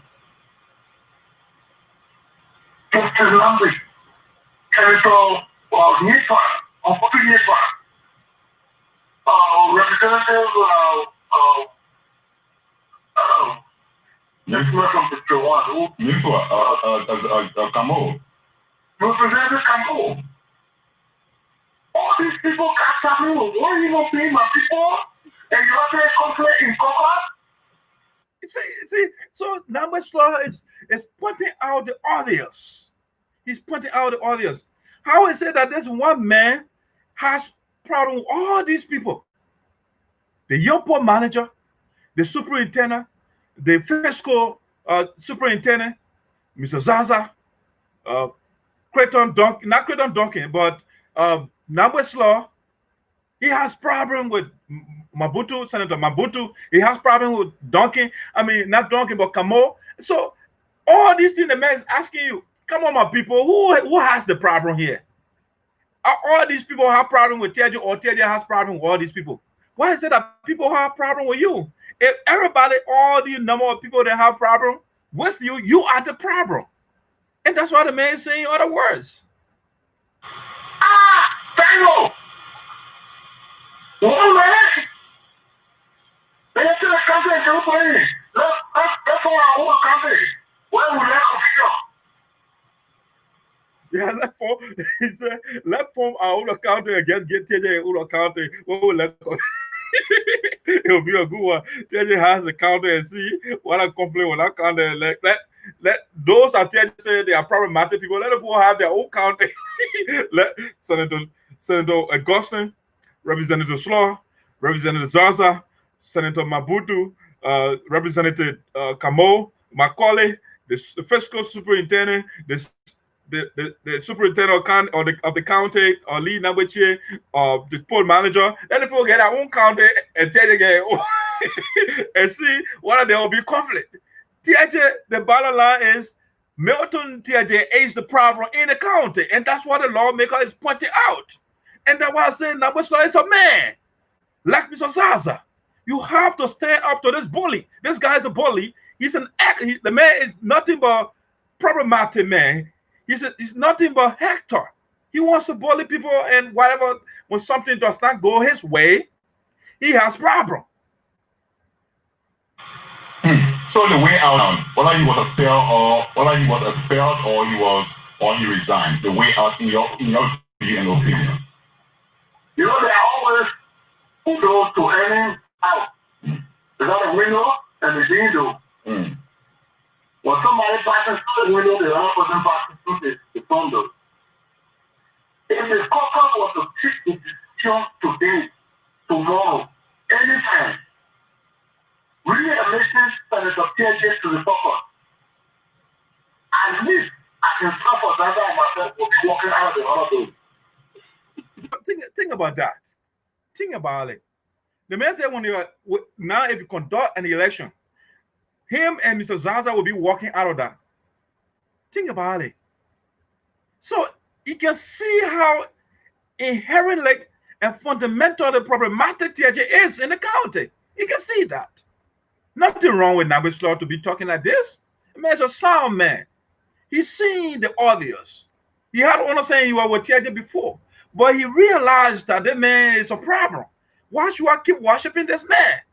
And that's how a man behaves. You know, you test somebody, you work with a person, If the person does not want to, like work with everybody else, he's always come on, you take a stance, and that's what Nagbe Sloh demonstrated here. You're taking your stance, whether you support me or not, you are wrong. And what is important here is the unity of Sinoe County, and not to keep the confusion man or the confusionists in the caucus. That's not what we are here for. The people sent us to seek their interest and not to beg Teahjay. In other words, that's what he's saying. They'll take on and make us stupid. I can assure you of that. For Senator Chea, I can't talk for you. You will talk for yourself. You see, and there's a reason why Nagbe Sloh said that. Senator Chea, when I posted on Sinoe Forum, the man is spineless, and you will see why I said that. You will see why I said that. You will listen to Augustine Chea, and you see how you were talking. Is that guy man? Or is a man in female skin, or in a girl skin if you want? Because this is how you talk, like Nagbe Sloh. Tell the person the glaring truth. Say it. If the person doesn't like it, that's your business. But you are causing problem for our county, and we have to take a stance. Congratulations to Nagbe Sloh, Honorable Zarzar. Somebody as long as he says what he wants. If that what against the soul is caucus risk to say, in fact, let's vote on whether it should come back from that. Because it's coming back will be the defeat of the difference of activities. Think about it. It's a lawmaker talking, and your lawmaker is telling us the coming back of Teahjay in the caucus would be the re-emergence of conflict. That's what the man just said. It will be another point of starting division or conflict in the county. Which one do you want, people of Sinoe County? To bring Milton in the caucus and the people go at loggerheads, or you keep the guy out and let the people remain at peace? Which one do you prefer? Nobody here would take the latter. Teahjay got to go.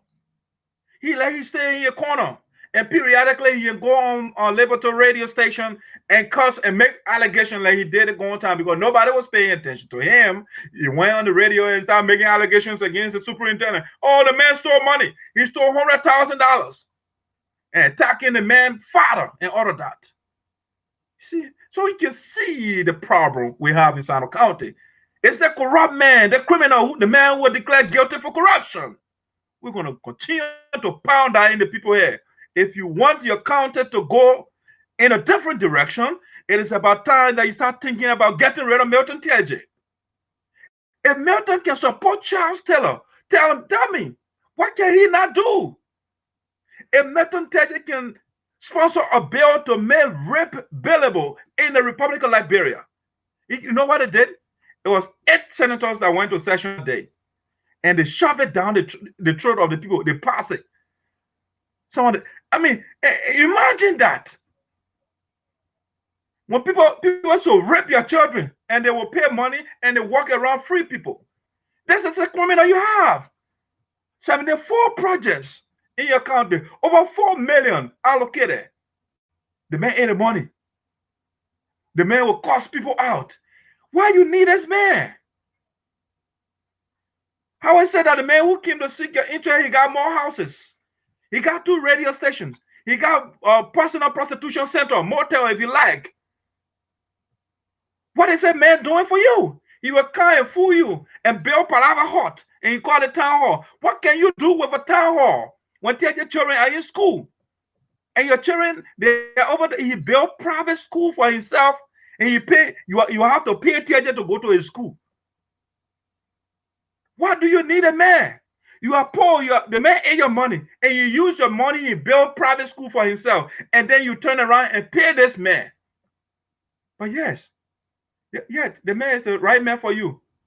Tell me, when people are running competition academically, they are inventing stuff, and the man is building Palava, he's building town hall for you.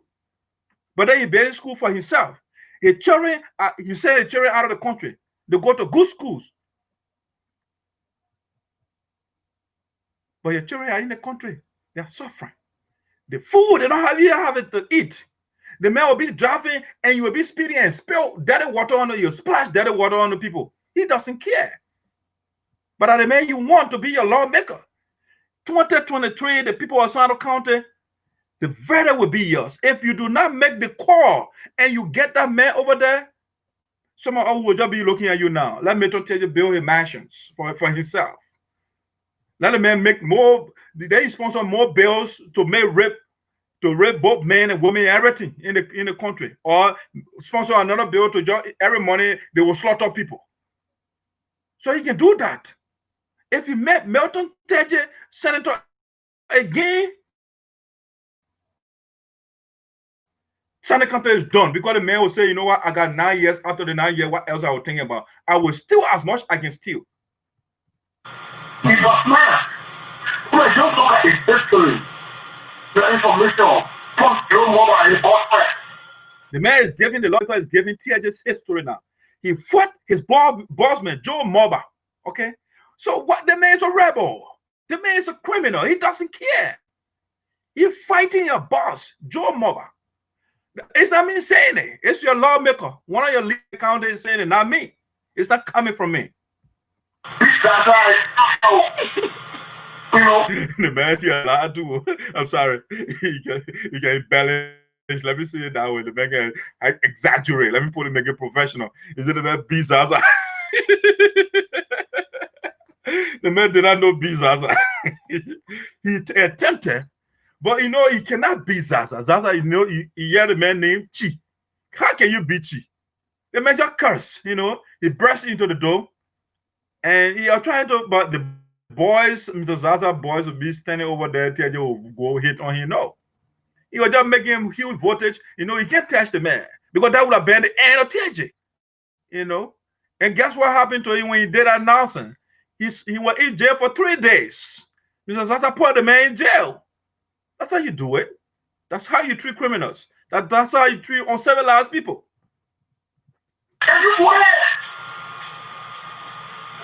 He's a senator, that's his guy.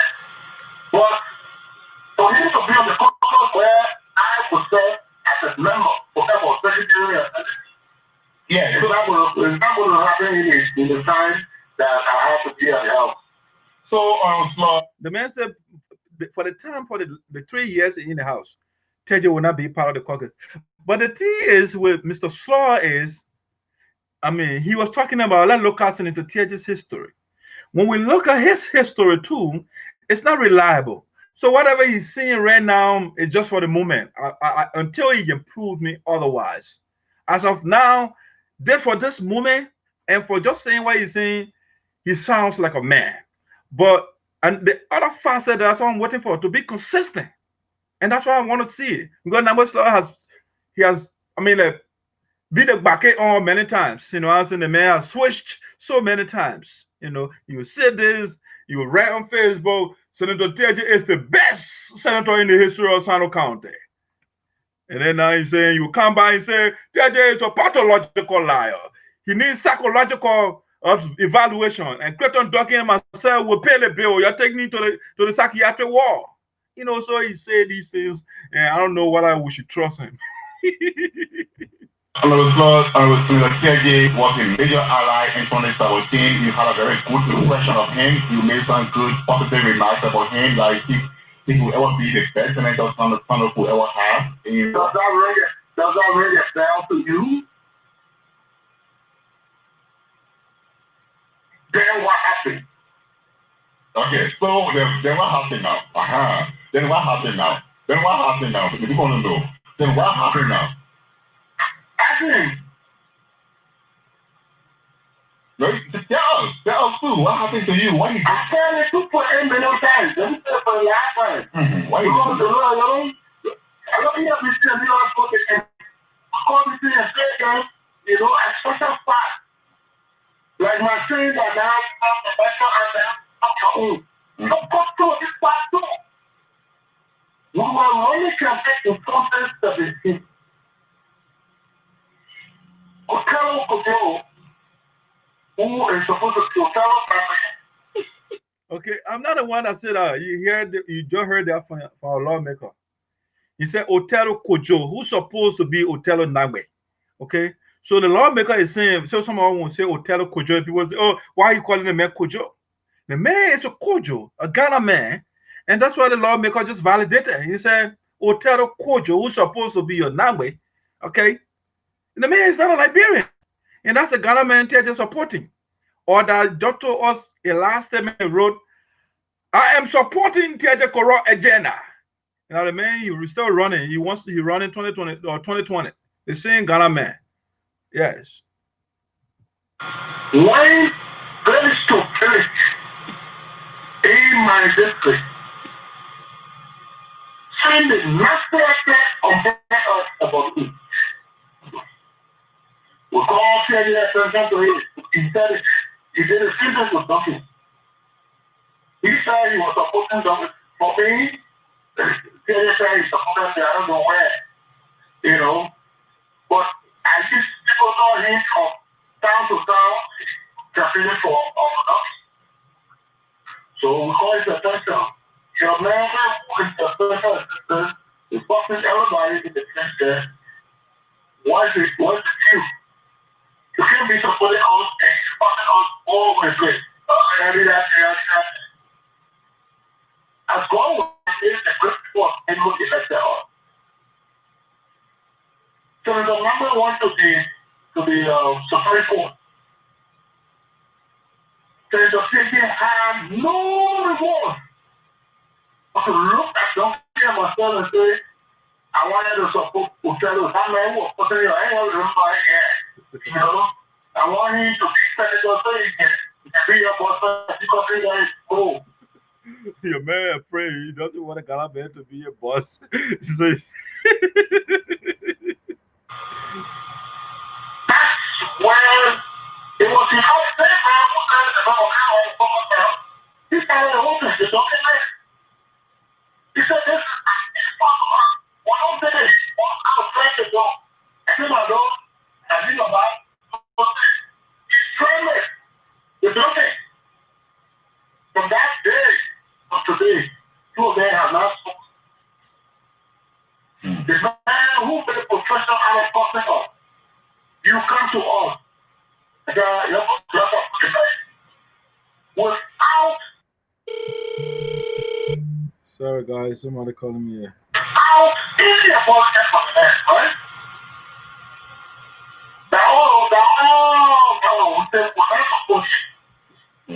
Because Dr. Frank is nobody campaigning from place to place for Senator Chea. All of us there are fine. But the money spending talking was ahead of with Chea resources that are on. So, because when you support Othello, so thinking that we are on his farm, we are his children, but you say, you move this way, we go. You sit down. It will never, ever happen. At least for the 3 years I haven't been in the house. But this whole thing, then we can call it a political conflict. It's not lead to bad blood.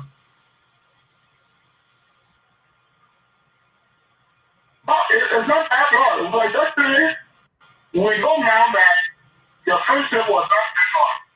It was for a purpose. This is just told you, man, what is this 54, this is 2 and 51. I listened to Othello. They will not let us. They say, I said, well, I don't go to the festival of I mean, your country, but people, you know, everyone who was fucking me, I brought him out, I'm going to go for it. Where? Wow. That's all stupid.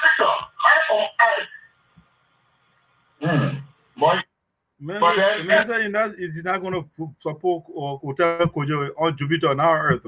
So that tells you that Nagbe Sloh. But again, consistency is another thing. It's one thing to say, it's another thing to support. But I'm quite sure the man did not support Othello Kojo during the first 2018 by-election. And I think he will be committed to this for the second time. He will not allow that Ghana man. I wouldn't support him either. For the father is a Ghana man and corrupt. 3 years to come, the battle of surface. Will you be able to withstand it? Which battle? For re-election? Yeah, re-election, the re-election battle. I want you to think about two things. One, I may decide not to run. Then I don't have to worry about battle. Two, if I decide to run again, just as the racist candidates against me, including 3 from Diaspora, I will beat all of them again and match it. I will not put the other word there. Nagbe Sloh, Nagbe says I will be there and mark it. I will not put in the other one there. You got to do the other one put you in trouble before. Yeah. I know what I want to do before. Oh yeah, so humorous. Yeah, so humorous. Okay, all right. So finally, there's a popular opinion in Sinoe that even in our attempt to reform the caucus in terms of general peace and reconciliation, our Duncan should turn over to our Zarzar, who was suspended and now the suspension has been lifted and he has been back on the caucus. What do you say? Well, our Zarzar is most experienced among all when it comes to government. He's the oldest person too when it comes to age. And I believe academically it's way up there. So I don't see any problem with him coming chair of the caucus. But we're not going to, move positions here and there just to please political solution. The chamber, Chairman Duncan is there for 2 years. If his time is finished, our Zarzar is interested, he can raise his intention and look at it. But for now, leadership business is not part of our city. The current leadership was elected based on a new constitution. So that no old constitution. We have adopted a constitution, and based on that constitution, we elected the leadership that we have now. So we cannot circumvent that constitution to see political persuasion. Okay. Okay, so thank you for giving. We appreciate our time with us on the radio, and wish you well in the hope to see you come anytime soon. And I've heard that the chairman of Crayton Duncan has announced that he will not be running for the Senate in 2023. That was a surprise to many of us because the decision for him to run was not made by ELO. It was made by 2 main stakeholders, including people I would not. I mean, Crayton Duncan, Representative Crayton Duncan is making a lot of mistakes. You didn't consult the caucus. You made a statement. You made an announcement that you were not running without telling the people that you consulted your eyes before to support you. And you're just making all these basic fundamental mistakes. Anyway, let's see. Let's listen to Nagbe Sloh, and then we'll listen to Augustine Chea. The leadership of our party, the 60, the superintendent of Sinoe and other dignitaries. So for him to just go on private video and not running,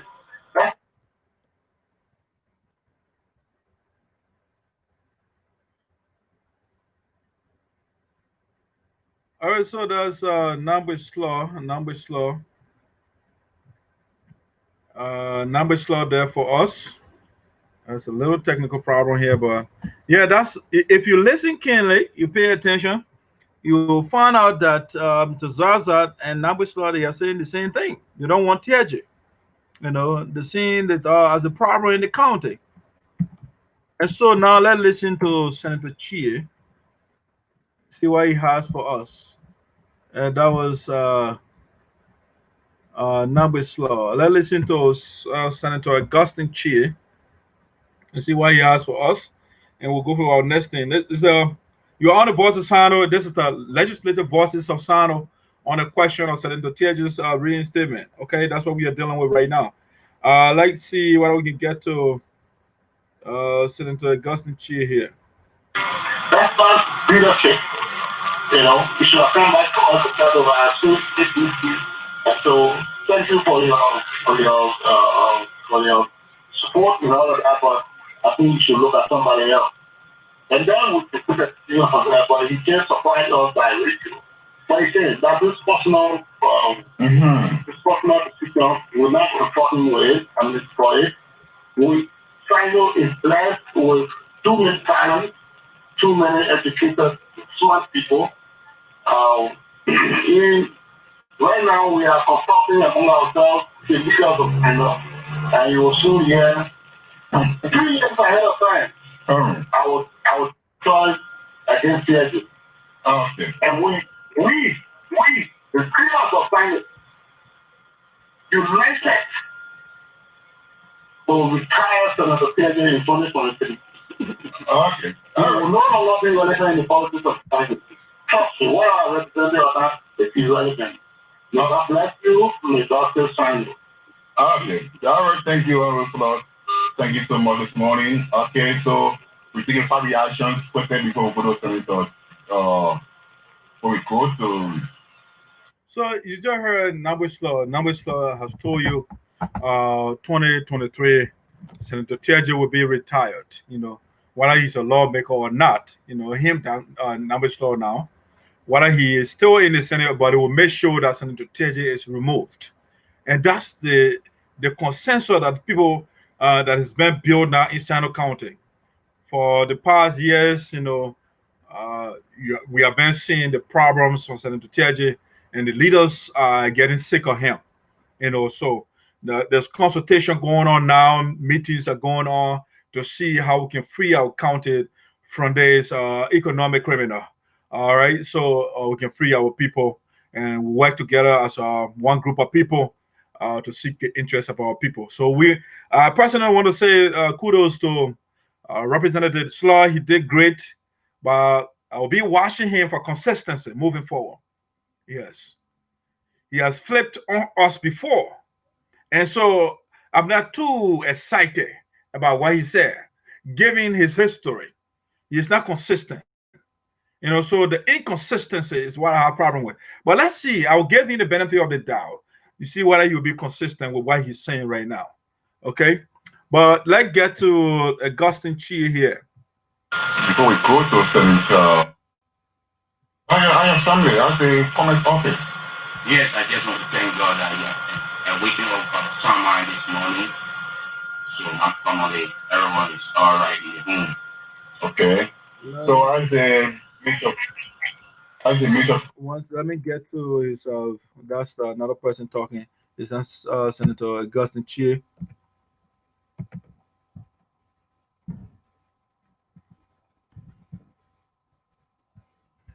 Let me change that name.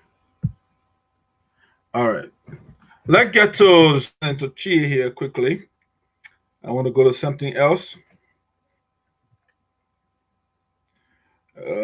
Coming out here.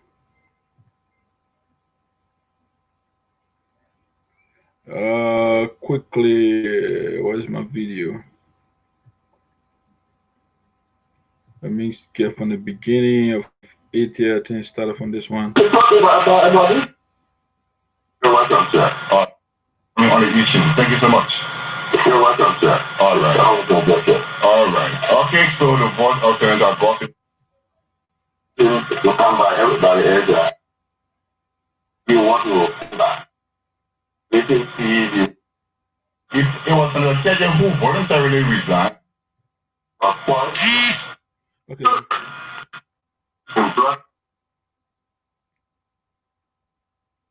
Why all the politics was doing eventually every time? Because his Zarzar, in his wisdom, agreed to return to the property one with Honorable Teahjay and Sloh. So he agreed with me. Yes. I want to get to the beginning here. That's the. Let me get to the beginning of the audio here.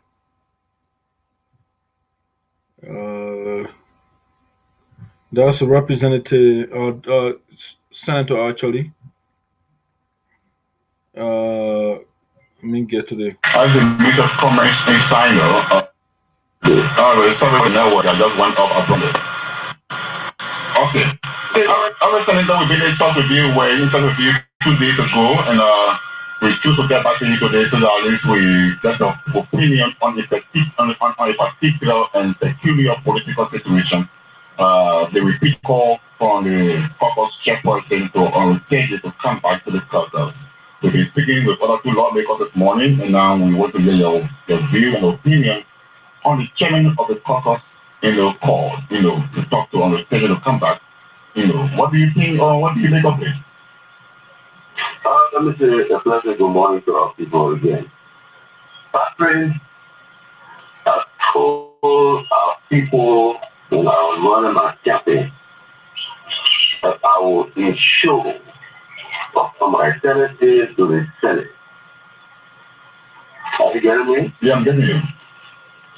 The unity and cohesiveness of the caucus. And that's the promise I made. That's what our people are having myself with the fact that our leaders at the level of the legislature were not united. And that was hurting our county. And it's still hurting our county. And we need to move away from that. There has to be a paradigm shift. Let's do things differently. Let's think differently. Let's think Sinoe. Not ourselves. We have been so individualistic. It's amazing. It's me. All right, so the voice you are hearing is Senator Augustine Chea of Sinoe County. And Patrick is asking him for his view, the training issue with respect to Senator Teahjay coming back to the caucus. And if you listen to his preface, or if you listen to introductory remarks, he's talking about he ran on a platform which is unity and cohesiveness. And that was a platform, and that's why he ran on. And so his goal is to unite the caucus.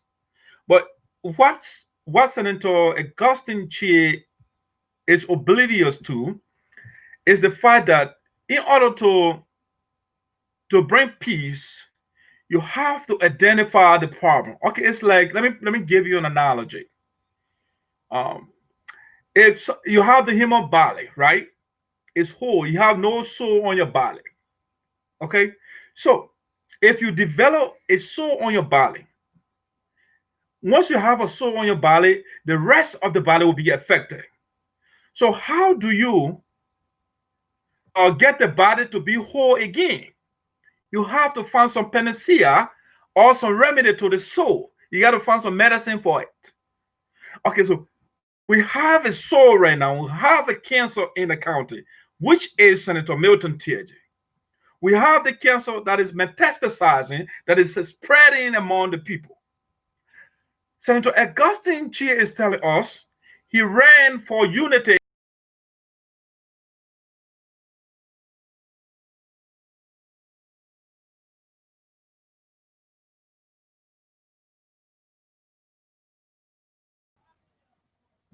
Sorry, guys, a glitch over there. Let me see. Let me refresh my camera to make sure.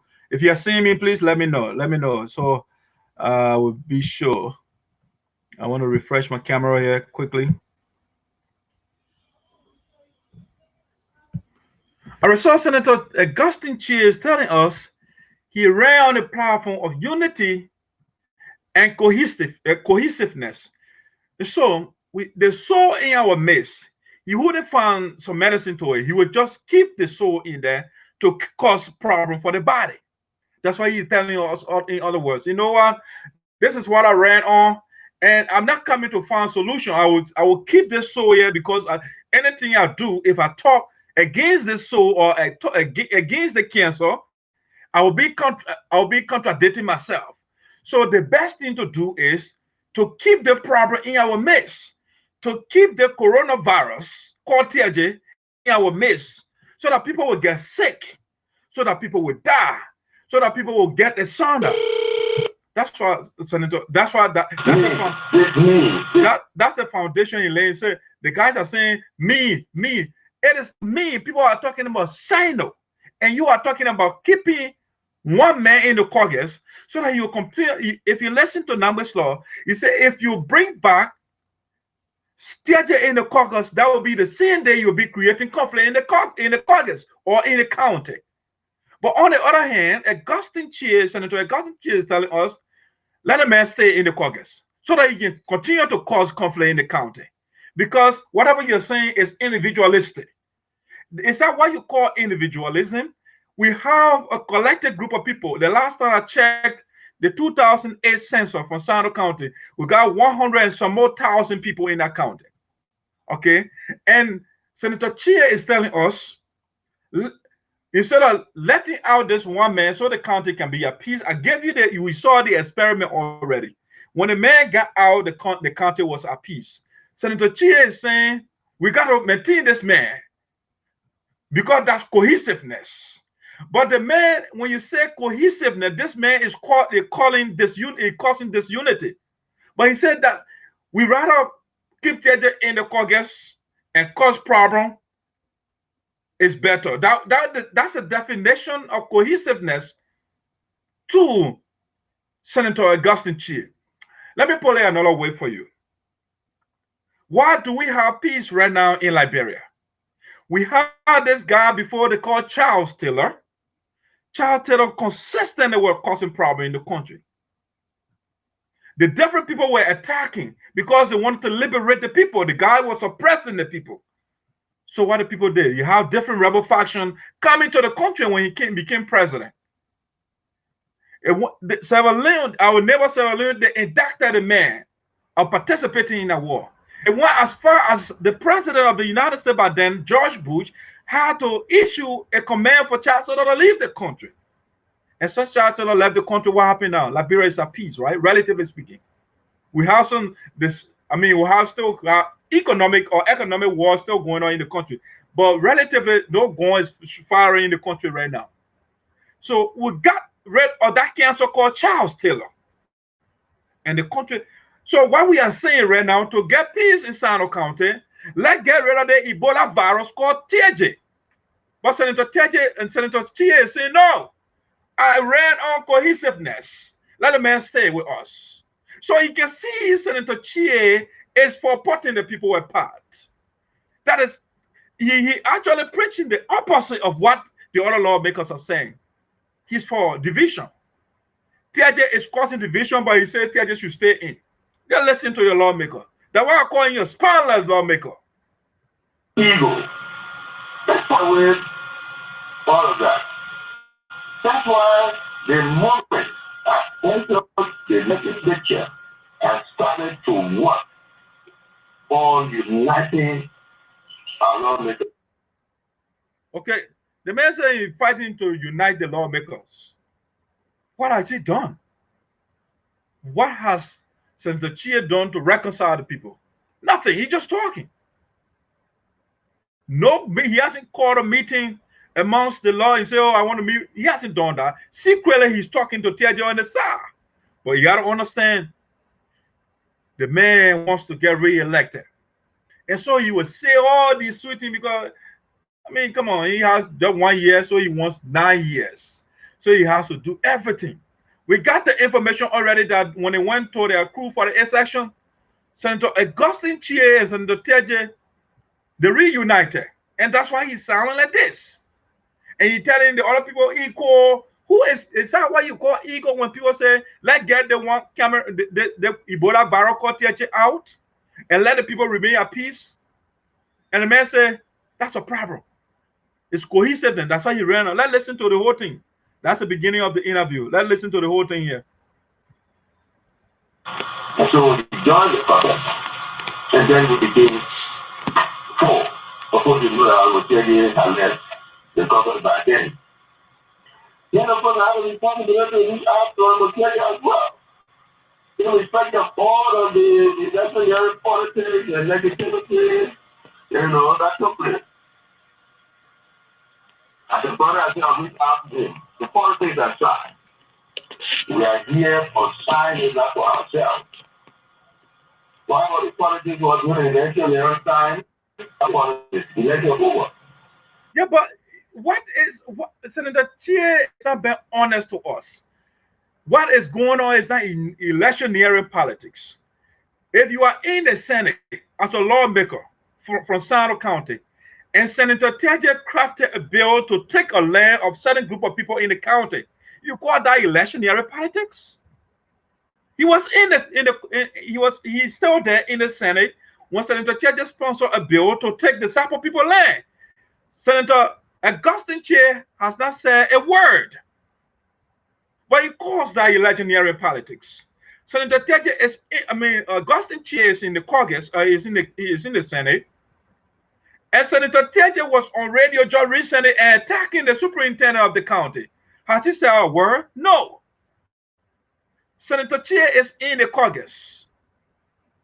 Just recently, Senator Teahjay instructed Annie Poble to take 46% from payroll in Sinoe County. Has Senator Chea spoken? No. But he said these are electioneering politics. Is that what you call electioneering politics?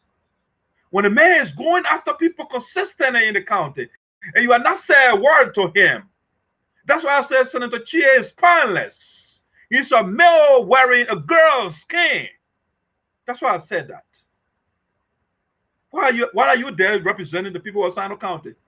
Is to be quiet when your colleagues are doing the wrong things? Is that what you were there for? You were in the Congress. You were in the Senate. When Senator Teahjay was already doing the Council of Patriots, their protests, and Senator Teahjay was on radio and making allegations against the other lawmakers and the director of the poor in Sinoe County. They are galvanizing the people to protest against the president. Has Senator Chea said a word? No, he's quiet. But he's telling us it's for cohesion. So basically, he is egging on Senator Teahjay beyond the scene and say, go ahead. You want to cause confusion in the county. That's what the guys are for. They say these sweet words when they want power, when they want to be re-elected. When you look at the history of Senator Chea in Sinoe County, he has been quiet. When Senator Teahjay ate our money, he was indicted for corruption. The LSCC and GSC, they were looking for lawyers. He's a lawyer. He didn't volunteer to say, you know what, I want to represent Sinoe County, to go after the resources. The man was a corporate lawyer. After money coming, he got time for that. He can't do pro bono job for his county. But he's telling us he's for cohesion. You know, the other people, they are egotistic people. They are about themselves. Things are going wrong in your county, and you are quiet. And you're telling us other people are being egotistic when the guy is putting the people apart. When companies are employing your people, they are leaving the county, and you are quiet. And you say you for unity. Is that how you support unity in the county? So these guys are not trustworthy. So I will tell you that I have been in his vanguard of reaching out to him, making peace with him, asking him, pleading with him to come back with us. He has been in the vanguard, asking him and pleading with him to come back. So you heard from your senator himself. Senator Chea is pro-corruption. He is pro-confusion. He is pro-conflict in Sinoe County. He is backing this man who insulted you and left the Congress. You did not do anything to him. He insulted you, wrote a letter, and you said the Congress is no asset to the county. It's infinitely acrimonious. He said all those words. And Senator Chea is telling you, no, I've been begging the man. I've been asking the man to come. Why are you backing? Why is Senator Chea backing Teahjay? It's because of election. He wants, because for the 8th session, they had a meeting and they begged these two guys, they did a reconciliation. And that's why he's telling you now he's backing Teahjay, even though Teahjay is the problem in the county. So you see the man. He is talking, not me saying that. He said he's begging the man to come. And so I also reached out to Nagbe Duncan, Nagbe Sloh, and Zarzar, for all of us, and for all of them to reconcile. So be one. How can you reconcile people when the people don't have problem with the man? The man was in the caucus. They didn't say anything to him. He ran away. And you say he's reaching out to a guy to reconcile. What are you reconciling when the people they didn't drive him out? The man is voluntary, according to your communication, voluntary termination of membership. He said that. And you say you're calling the all lawmakers so they can reconcile. They don't have a problem with him. He has problem with people. So you talk to him to start causing the confusion in the county. He is a problem. But you want a man to be in the caucus. But for our people who deserve for the more than anything else. So yes, even though I'm not to see it, he did it on to come back to the government. He has not agreed, he has not consented, but I'm still pursuing him, and he will tell me that. You see, he is backing the man, and the man has not made a decision, and he's still pursuing the man. Why is Senator Chea backing your man who insulted him and left the caucus? Why do you think he's doing that? It's because he wants Teahjay to support him. So Teahjay can campaign. They want to go on our tribal politics. And that's why he's backing Teahjay. You see, you got to understand that's a trend here. That is a trend. We have Joseph Nagbe. Okay? The first time he was cool because he never had a long time. Okay? He won. He was cool. When he got the second term, he had another parallel. You got to understand. This guy, okay, so you had Joseph Nagbe. He came by election, he won. He never had enough time, okay? So you had to play it safe. Okay, we have another man called Augustine Chea. He won a by election. He doesn't have enough time, so he's playing it safe now. Joseph Nagbe is a lawyer. This guy is also a lawyer, so you can see the parallel. They're playing the games. You know, that's how Senator Joseph Nagbe started.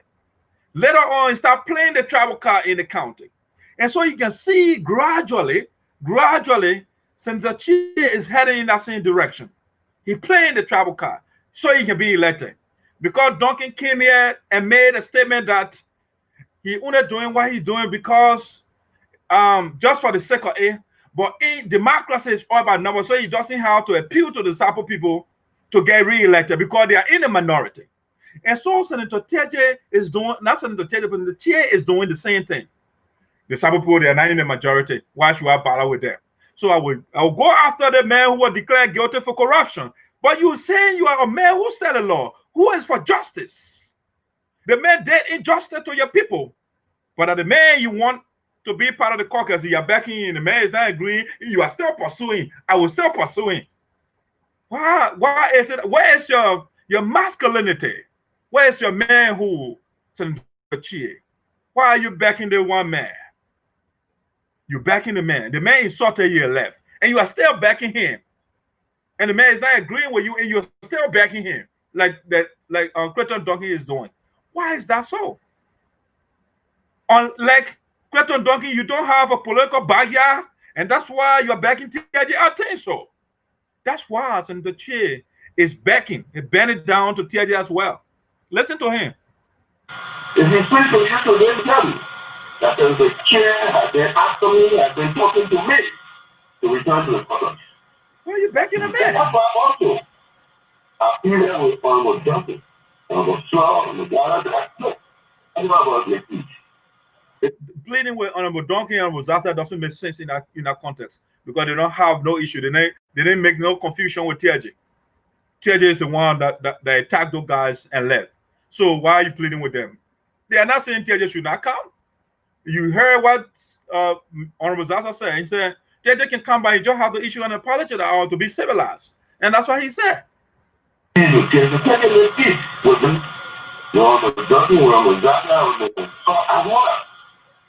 together. That's why our people are putting water back more than anything else. Because that's the only way we can advance. Our people do not need Senator Teahjay more than anything else because he abandoned 74 projects. He left all the roads in the county muddy. He built personal motel or hotel for himself. He built several houses for himself. He built private school for himself. He built a second radio station for himself. That is not in the interest of the people of Sinoe County. Teahjay is not in the people or in the interest of our people, and Senator Chea should not tell us this. Yes, of our people and our county. Nothing less than that. If they fighting among ourselves, they'll not go to us to our county. We're not there for us. That's why they're not going to us to fight to keep fighting among ourselves. They go to us so that we'll do a piece of job for them, our outlet, our county, and themselves. So my people, that's what I'm with the concentrate on.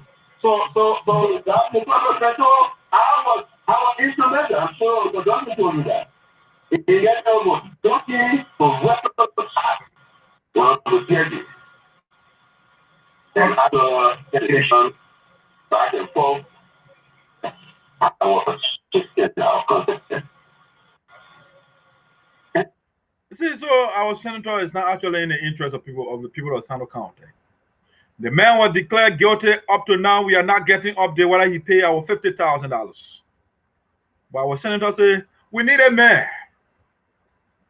The man, you see over there, he going around, he was campaigning for that what Nagbe Sloh was talking about. He was carrying this Ghana man around during the by-election, and the Ghana man he said some things when Nagbe Sloh and others were running, the Ghana man next to him over there, he was saying all type of derogatory stuff about them. But now, when the by-election came, Senator Teahjay wants them to support the Ghana man. And so during the campaign, Senator Teahjay was carrying the man around. The Ghana man who took instructions from Teahjay and Honor Prosper Brown, nothing was done in our county. And the man, that the same people Augustine Chea, they want in our county. They back in Teahjay. Listen to him. Spineless man. That's what side. And the rest of the Teahjay. And he's genuine about that.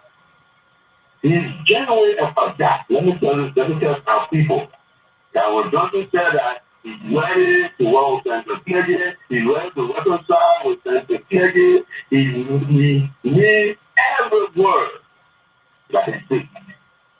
He's serious about that. Because I know that. I know what we have discussed, the one we have been talking. He's serious about that. Okay, so Senator, well, the problem may not be long because we have now is that we need to have peace is a clarion call, it's a clarion, thing to do. But the caucus members have not been consulted before Duncan before he came up with the public declaration. And what do you think of that? Well, what a true point. You see, he doesn't want to be honest. He said, what are true or false? Who is telling the truth here? Mr. Zarzar came and said they were not consulted. Crayton Duncan did not consult them. Nagbe Sloh came and said they were not consulted. Senator Chea is not coming and telling us whether he consult or not. The man is spineless. He afraid of Teahjay. Who is lying here? 2 persons or 1 man? The man did not consult them. Crayton Duncan did not consult them. Mr. Zarzar will not come out and lie on the man. The man is an honorable man. He talks about honorability from the beginning of the speech. He wouldn't come here when Duncan consult them, he will lie to them. I don't think Nagbe Sloh will come lie about something like that.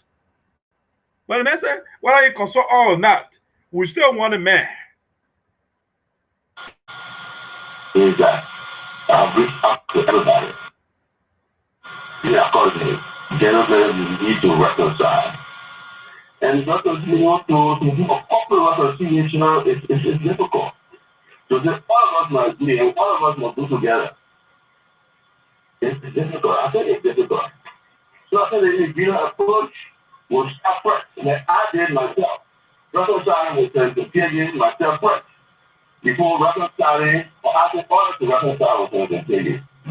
So yes, we want all to reconcile with Senator Teahjay first. Why? Why everybody should reconcile with Senator Teahjay and the other people they never insulted Senator Teahjay? It's how you do reconciliation. The person who deny insult you goes to the person who insults you or who insulted the other person. So I don't know what logic is he pushing here. It's getting the man is just pandering. It's pandering. You know, elections coming, election somewhere around the corner. And he is on the tightrope. And so he has to play the so-called neutral role. You know, you have to be a man to say or call a spade and stop playing these basic games and say you're talking about cohesiveness when the guy is putting the people apart. First move. That's the first move.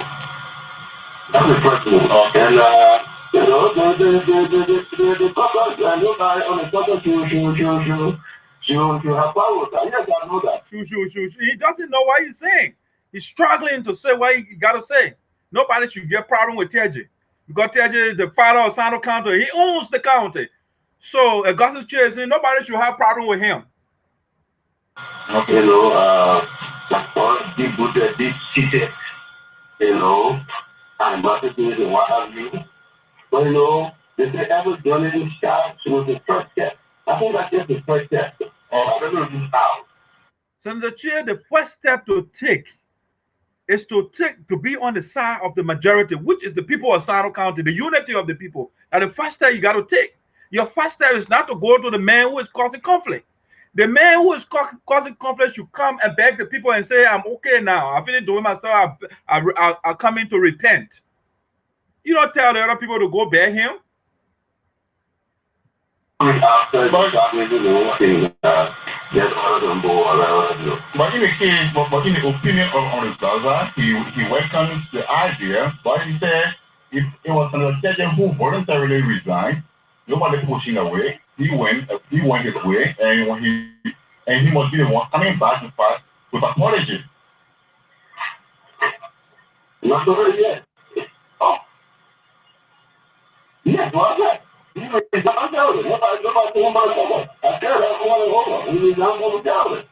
He admitted that people, the man did not resign. I mean, nobody bothered him. But you're telling people to go reconcile with him. Yes. And so he's welcome. And that's why we're all welcoming him back. Or asking him to come back to the caucus. And yes, indeed. He has to, nobody that's him. It's him to do himself. He will take a giant step to say, yes, I left the party in charge. I'm coming back home.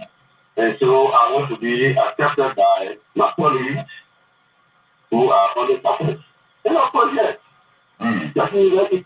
You see, he escaped that part. The man said, Mr. Zarzar said the man should come back, but he should apologize. He dodging that whole part. He doesn't want Teahjay to apologize. He will not say it. Listen to him. He just say, all welcome. The question is specific. Should the man apologize or not? You tell us. And will he have to apologize to the caucus for somebody verifying comments in his letter of resignation? My brother, when you're making peace, you don't say me. You see what he's saying? When you're making peace, if somebody wrong you, a person should not apologize. That's what Senator Chea is telling us. Hey, when you're making peace, you don't tell people to apologize. What is wrong with apologizing to people? Is that rudeness? No. So again, I repeat, Senator Chea is spineless. The man is an invertebrate. Yes. The man shot at the people and said, no, when you're making peace, ask people to apologize. Who told you that? Is that why your law told you? Conditions. Who the conditions that do the whole process? Senator Chea is telling us Teahjay apologizing to the people will put the process apart, you adding fuel to the fire. How is it adding fuel to the fire when somebody wrong you? And you say apologize. After you come and say, look, I'm willing to come back to the full. I think that is that part of getting. So let's be real. Let's not be too technical, too conditional. Okay, so the lawmaker is saying, it's okay. Senator Teahjay can cuss up. He can say anything. He can insult the people of Sinoe County. That's fine, It's okay. Let the man come. It's fine. You know, you got to stand up to this man. You stop making Teahjay to feel like what he's saying, to feel like, oh, I'm the owner of Sinoe County, so I can curse Augustine Chea and you will call me back. But other lawmakers are not doing that. They are not going to take that nonsense, because that's total nonsense to tell somebody the person should insult you, but they shouldn't apologize, because apologizing is adding fuel to the fire. That's total nonsense. About how he wants to come back. You know, maybe when he's back, then we can talk about these things. Yeah, let's absolve the man for it. The man shouldn't apologize. He can shut up and leave. He can come in. When we come in later, then maybe we can ask him to apologize. But right now, when he coming in, no, when you're asking, it will inflame the situation.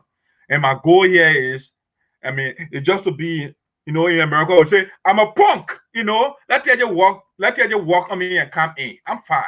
It make it cost me. I don't care. I want to get re-elected. So Teahjay can cost me all day. That is fine with it. I mean, I don't have issue with that, but the other lawmakers are not punks. They are not taking it. And I'm not taking it as well. Gotta be a man. Okay. All right, then. Of course, we can encourage him to come by. Everybody else should, do so open mind. Okay, Senator. All right, Senator. Thank you for joining us this morning, and thank you for your position this morning on the issue. Thank you so much. You're welcome, sir. All right. All right. Okay, so the voice of Senator Augustine Chea, he is representing Sinoe on the ticket of the CBC in Monrovia. Okay, so that's it. That's a lawmaker for you. He's telling you, Teahjay can cuss you and go free. You know, you can just take the man, absorb the man. That's fine. He doesn't have a problem with that. So that's it. This is the Voice of Sinoe in the Diaspora with Dark Side, put the Esoteric. We don't embellish it. When it's wrong, we call it. You know, you don't like it, hey, so be it. I'm not here to appease, to propitiate anybody. If it is right, I'm going to give you the pat on the back. If you are wrong, we're going to say it. Senator Chea has made himself spineless. That's why he demonstrated to us here. Because he wants to be re-elected, he wants a job. And so he can't tell Teahjay anything. Teahjay is the father of the county. And also he can be afraid of Senator Teahjay. He afraid of me. Because Teahjay has intimidated Duncan already. I'm the owner of the county. You know, what do you want to tell me? To take that nonsense. Because that's true. That's what the man telling you right now. Okay, ladies and gentlemen, let me get to the last thing. So I think I got caught up because of these tapes. I mean, I've been on for a while. So I will just talk about one more thing, and the next one we're going to talk about it tomorrow, I think. Yeah, so I want to bring back Honorable Zarzar here. We had the other talking points will be postponed. Yeah, I have other things to do here. The day is going too long. Let me see. Give me a second, guys. Let me get Mr. Zarzar back here so we can talk about this last talking point here. The other one, like I said, we're going to keep them for the next show.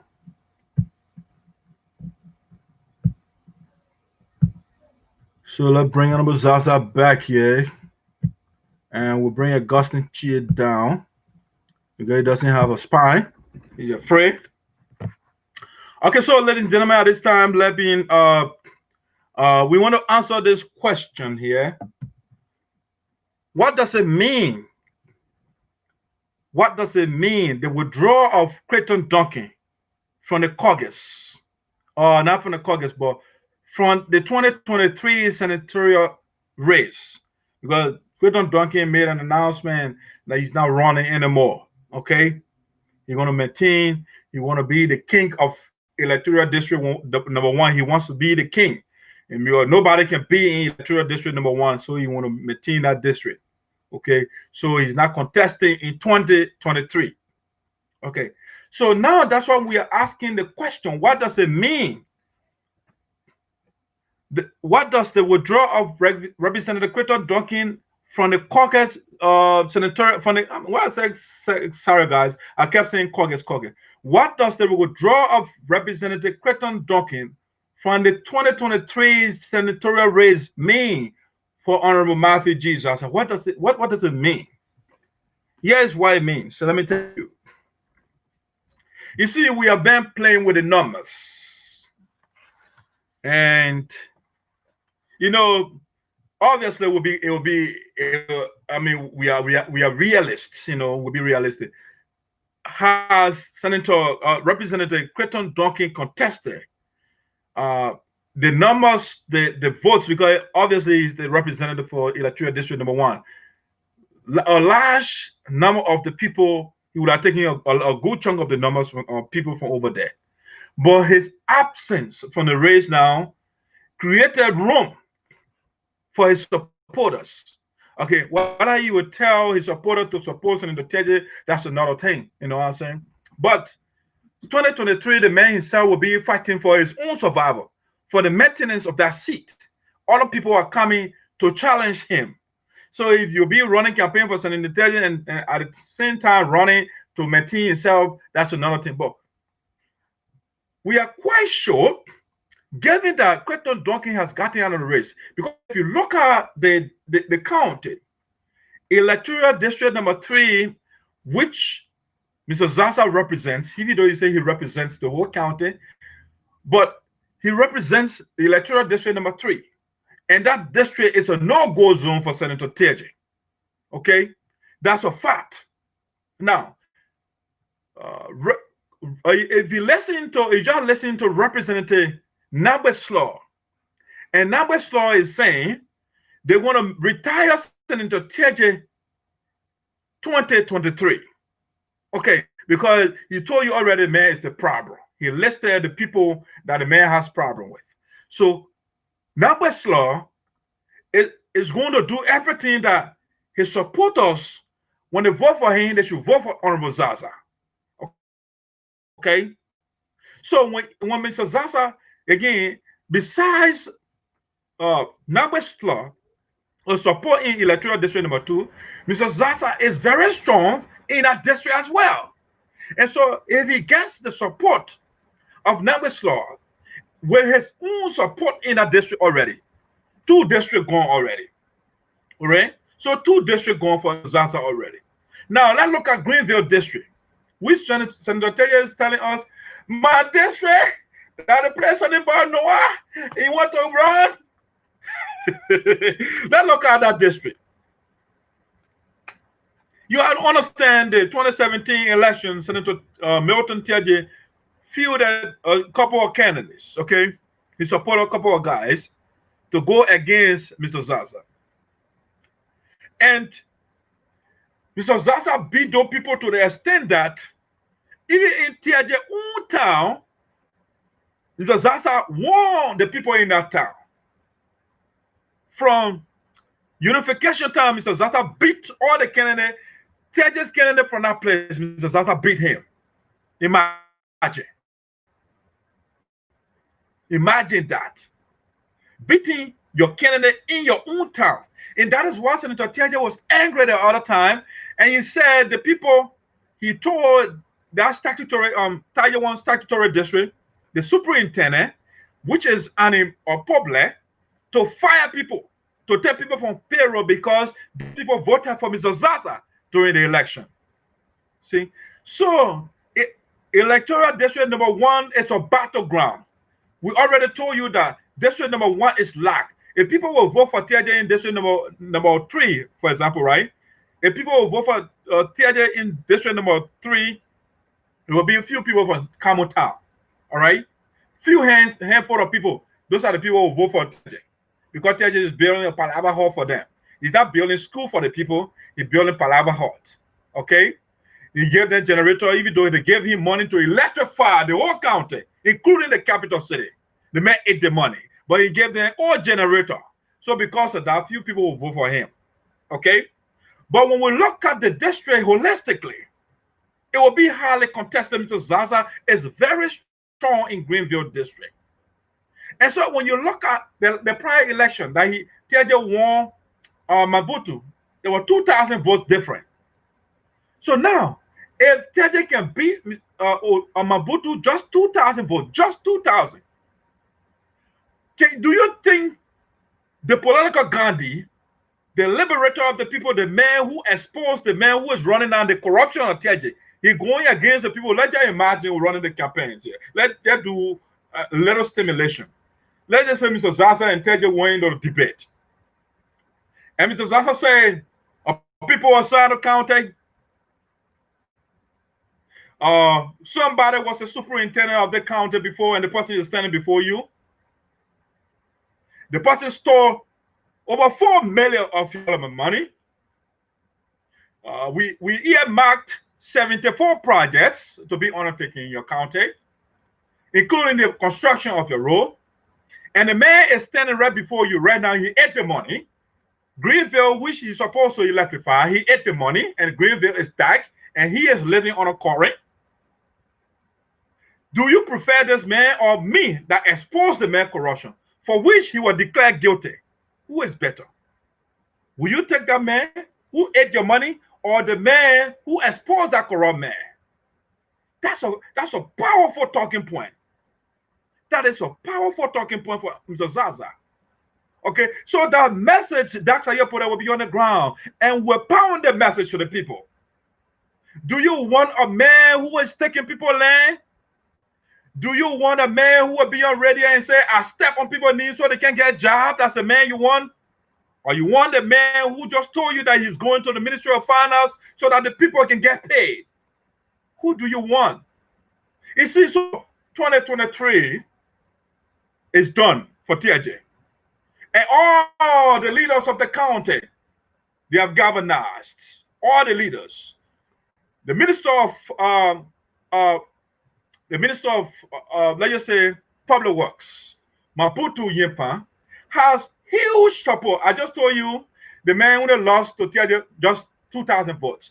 So let's just say the political gladiator supporting Mr. Zarzar running campaign. Let's take Nagbe Sloh running campaign for Mr. Zarzar. Let's take another political gladiator, Jefferson Kamo, campaigning for Mr. Zarzar. Let's take Macaulay, the former lawmaker, Macaulay Yenswa, campaigning for Mr. Zarzar. Teahjay is done, ladies and gentlemen. So those are telling you that Teahjay is the man is a political deceased. He is dead already, politically. If we look at what the numbers we are playing with in the county right now, even in Teahjay own town, Unification Town, Mr. Zarzar will beat in that town. So all the supporters of the Honorable Minister of Public Works, for sure they are coming beyond Mr. Zarzar.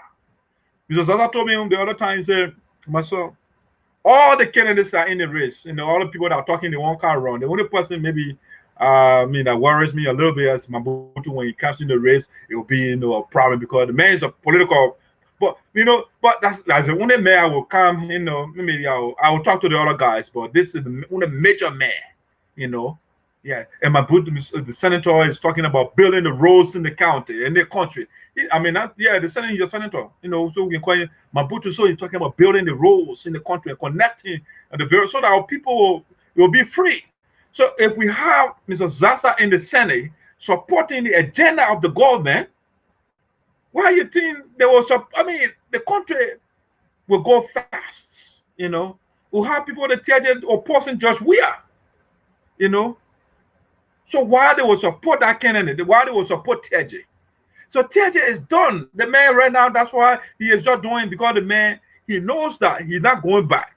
So you know what? I will cause the last damage and I just leave. So you will get on radio and attack the superintendent and attack his father and attack his parents.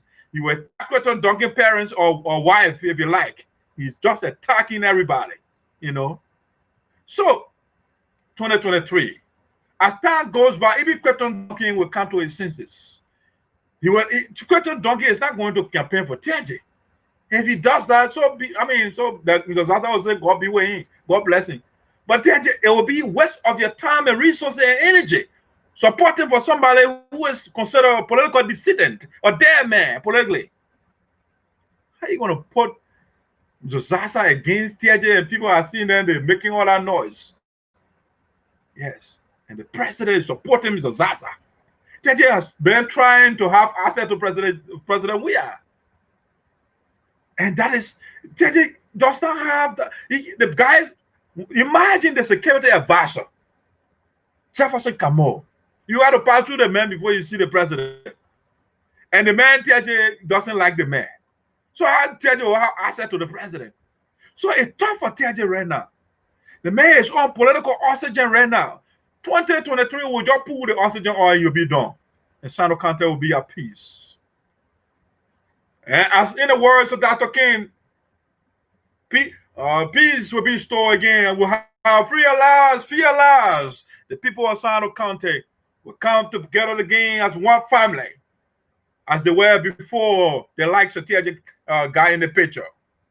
Yes. What family Sinoe County is. That county, the family will be together again. And Teahjay will just be on the side. And like he used to do before, get on the radio and just cause, he makes noise. That's how Ellen Johnson said he had pity on him. You get on the radio and cuss the woman all day, to make sure that he is quiet. They gave him a superintendent job. He said, "Good, I win the lottery ticket." So I saw him got there and started stealing. He started with the people, social development funds for it. The $50,000, Teahjay weapon. He said, CJ, I was hungry. And then the people can't give him money to undertake project for the people. He wept the $50,000. And that what brought noise between him and Mr. Zarzar. Mr. Zarzar said, you cannot eat the people money, I'll be quiet. And that's why Mr. Zarzar was in studio in Sinoe and explaining to the people. Because the man went to Morovia and he had a conversation with Mr. Zarzar. He went in the county and started demonizing the man. The reason your county development funds are not coming here, Zarzar refused to sign. So the people called Zarzar. Zarzar went. The man was explaining why he refused to sign. So you're telling you, first of all, the first money the people brought to your county, $50,000. The criminal ate the money. He didn't use that word for sure, But Teahjay was listening, and he said, no, the man's about to cause damage. So he came with hooligans, and they went and burst into the radio station. They want to attack the lawmaker. See? So 2023 is a done deal for Teahjay. It will be a new day in Sinoe County where the brothers and sisters, the fathers and the mothers will be one block of people again. We'll push our county forward. Our development agenda will be pushed forward. Because as it is right now, we have a senator who is drafting company out of the county. EPO left already. He is going after people's land because he doesn't like certain tribes in the county. So he will say, these are boycott districts. And then when the people, the officials of that county are confirmed, then you will come and craft a bill to amend boycott district. You see, so at every point, Mr. Zarzar has been subjugating Senator Teahjay. Senator Teahjay is there politically. Okay, politically speaking, is there. So let me bring the criminal picture I'm talking about for a second. That the man who is now on political oxygen in Sinoe County, and we are just waiting to pull the oxygen so that the people will be one block of people again. The one family Sinoe County is. Let me bring the man picture for you. Yes, we have surveyed the political landscape in Sinoe County. Electoral district number 3 is gone for Mr. Zarzar. Looking at the numbers, electoral district number 2 is gone for Mr. Zarzar. If you win Greenville district alone, are you going to be senator? No. And Mr. Zarzar is very, very strong in Greenville district. And that's why you are telling you, I am not a representative for electoral district number 3 alone. I'm the representative for Sinoe County. And so he's doing stuff holistically. He's benefiting everyone in the county. You see, and that's what we want. Once you get, where's the criminal picture? Yes, he is a criminal. Right here. Let me show you. This is the man, Senator Teahjay. You see right there, that's the bastion. 2023, he will be chanting to a ranks. He's looking at a rank, man, so voodoo man. So that's what you'll be looking at those ranks, and the people will be voting because that's what we do. So ranks on vote. All right. You pour, you go chant to all your ranks. That's what they call it Tibolo. The man will catch you and break your hair politically. That's what we're going to do. 2023. It's clear already. The roadmap, we can see we are looking at the numbers. We are looking at the numbers in the county. We are playing with the numbers. And we make sure that people come out in their numbers. Because it is imperative. The future of Sinoe County for the next 9 years will be predicated on the decision that we'll make in 2023. And we want to make sure those of us that are talking here, we are doing good, you know. But what we are saying here is we want somebody like Honorable Zarzar who will expedite another bill to establish another community college in Sinoe County, because that's what he did. He worked with the other lawmakers, Senator Mabutu Nyimpa, and the other guys when the bill went to the lower house. When he was the chairman on the acting chairman on education, what he did, he worked rapidly. They passed that bill. You know, children now they can have 2-year degrees in Sinoe County. Okay, that's something we want. Senator Teahjay himself will tell us that Honorable Zarzar built the first high school outside of Greenville. Okay, let me bring that video for you. Maybe I can play it so you can see. I'm not making anything up here. Let's go there. Let's listen to the man. Then we'll call you a day. Let's try that video. Let me get it out there for you quickly. Let me get it out there for you quickly. Give me a second here. Let me get to my YouTube page. I'll get it out for you. I'll put it out in a second here. The man told us, so you want to take somebody who is building school for our children and go to the man who is sponsoring bill to make rape billable? Is that the man you want? No, our people are smarter than that. They want their children to ride good cars too. Now, listening to Teahjay and the children, his family. Let me get to the video quick. Give me a second here. Let me get to the quickest right here. Let me see all. No, that's not what I want. It's right here. Let me play that video for you.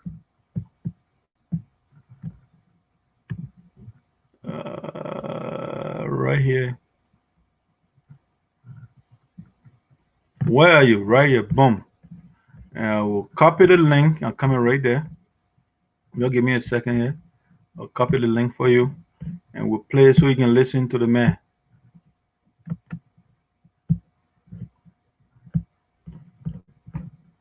Listen. Let's play Senator Teahjay for you here quickly. All right? Let's play the man for you. And then we'll be out of here.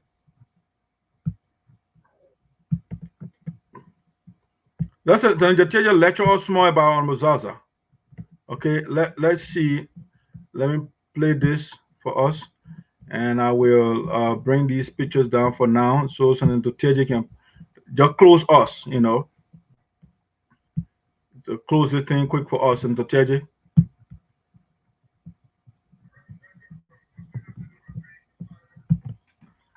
Representative from constituency number 3 in Sinoe, Honorable Zarzar. Before Zarzar became a representative, there was no high school outside of Greenville. And through his work, we have a high school in Zarzar. Am I hearing those? And I want to thank him for such a brilliant piece of work in our county. Let's listen to Senator Teahjay one more time here. One more time. Let's listen to him. See, this is what we're talking about. We're talking about evidence. Let's listen to the man telling us. Representative from constituency number 3 in Sinoe, Honorable Zarzar. Before Zarzar became a representative, there was no high school outside of Greenville. And through his work, we have a high school in Zarzar. Am I hearing those? And I want to thank him for such a brilliant piece of work in our county. Wow. I also would like to okay, so that you're hearing it from the man himself.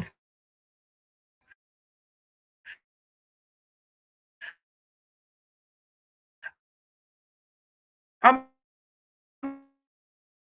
not the person saying that. We're gonna listen to that one more time, then I'll call you a day, ladies and gentlemen. This is what we want to hear.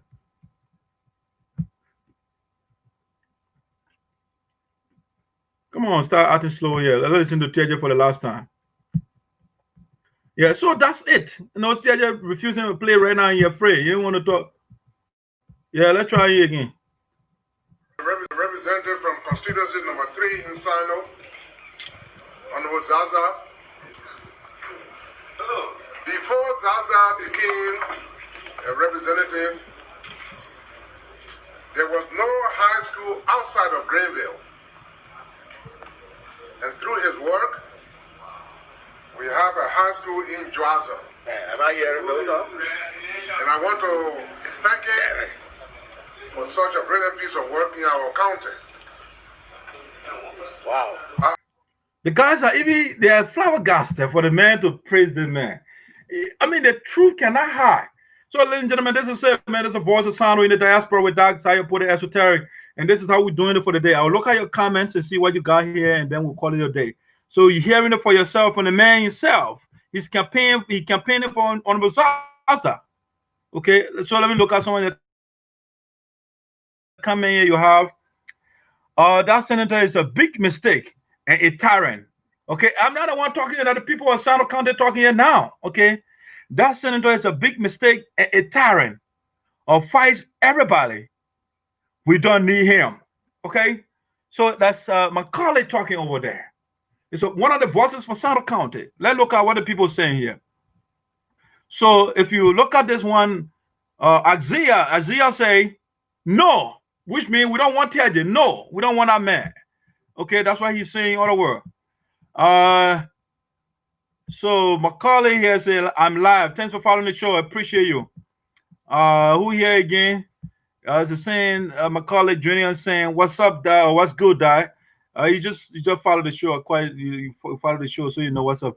Alexander, that's Alexander Slewian said here. How come you are not adding some sugar to Sloh's tea? I just did, you know, from the beginning, we kind of listen a little bit. That's a funny comment there. We added that tea in one, or the sugar to the tea. Let's see here. The Teahjay said, why you keep repeating his words? But I told you from the beginning, for my preface, I said I will be doing some analysis. I will joke because people don't catch certain things. So our job here is to make the people to catch those things that they will miss in the law because speech. All right. So that's why I'm repeating the same thing, sir. He also said, that's Mr. Jari. No, truly, listen to English. Look at this la. Look at it, la. Oh man, master today, man. We don't follow this man. That Teahjay, man, that will soon be retired. We don't have time for those people. Let's see here. Next one. Is it repetitive? No, I'm not being repetitive, sir. I will just told you exactly what I was going to be doing from the beginning of my show. I told you that. I see it's not being repetitive. I told you what I was going to be doing. And then there's lead God Divine Chea and say watching from Lagos, Nigeria. Thanks for watching, son. Thank you. Let me read your comments here and that'll be out. And then we got here at watching. That's Mr. James Panto. Thanks for following the show. Then I've seen here Royal Tamara Smith said, thanks, Madison. You are welcome, sis. Then Kazea Morris said, my sympathy in law. Okay, thank you. Appreciate it. Thank you so much. And then Talbot said, my deepest sympathy to you and the family. Thank you, sir. Thank you. Appreciate that. He also said, it is not easy at our end in Minneapolis, man. I can't breathe. Oh, yeah, that's right. The police officer. Hopefully they'll do justice will prevail, actually. They will do justice. That video, I saw that video, is horrible. I'm listening. Lord Jelly said, okay, thank you, boss. He said here, hey, Mr. Freeman, I'm watching you, Bo. Okay, thank you. Thank you for following the show. Next time, you guys, you share the show so other people can follow. And rest in peace, Father. That's Vera O'Kine. Okay, thank you. Then we also have here A vital song. It does mean anything. I mean anything at all.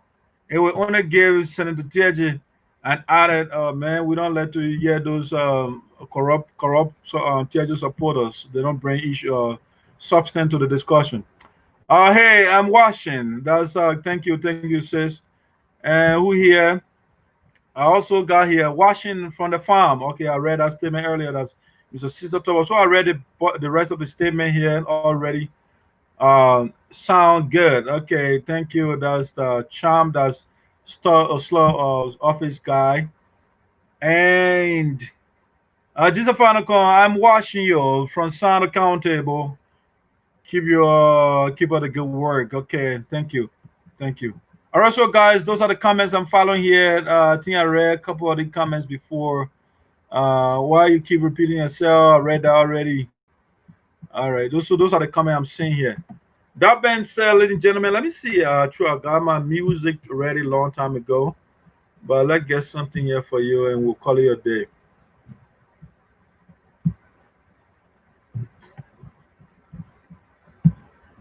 Let me see. I want something else here.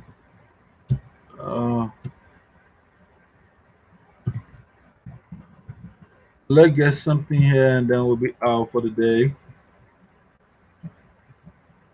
Yeah, so maybe since we have is a politics section, let's end with Guido Hunter. Senator Teahjay is a Guido Hunter. He wants to go back to fool the people, and so we end with Guido Hunter here.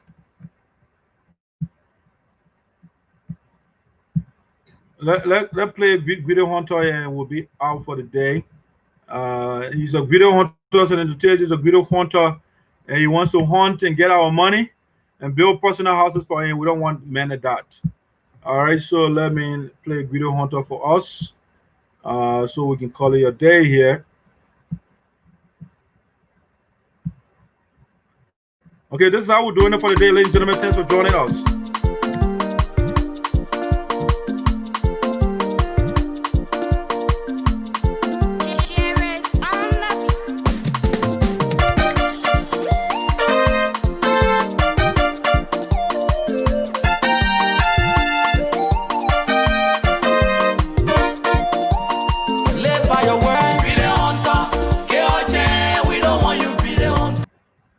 Let me see you, ladies and gentlemen. Before I let you go, let me recognize President Francis Clamaya. Thanks for following the show. Alpha Cow, Melvin Dewar. Thanks for following Mr. Slebby City. Thanks for following the show. I'm seeing one hailed. How you doing, Evangelist James Carter? Thanks for following the show. Isaac. That's Zia Goa, actually. Thanks for following the show. Sister Anna Kai. How you doing? Thanks for following the show. Macaulay. Thanks for following the show. Let me see here. Xana Slawian. Mr. Teahjay. My man Jay Masatule, that's T1 Freeman. How are you? Thanks for following the show. Lee Divine Chea again. I recognize you, and others that I'm not seeing. Thanks for following the show. And let's listen to Guido Hunter here, and you will not hear my voice again until I come back next time.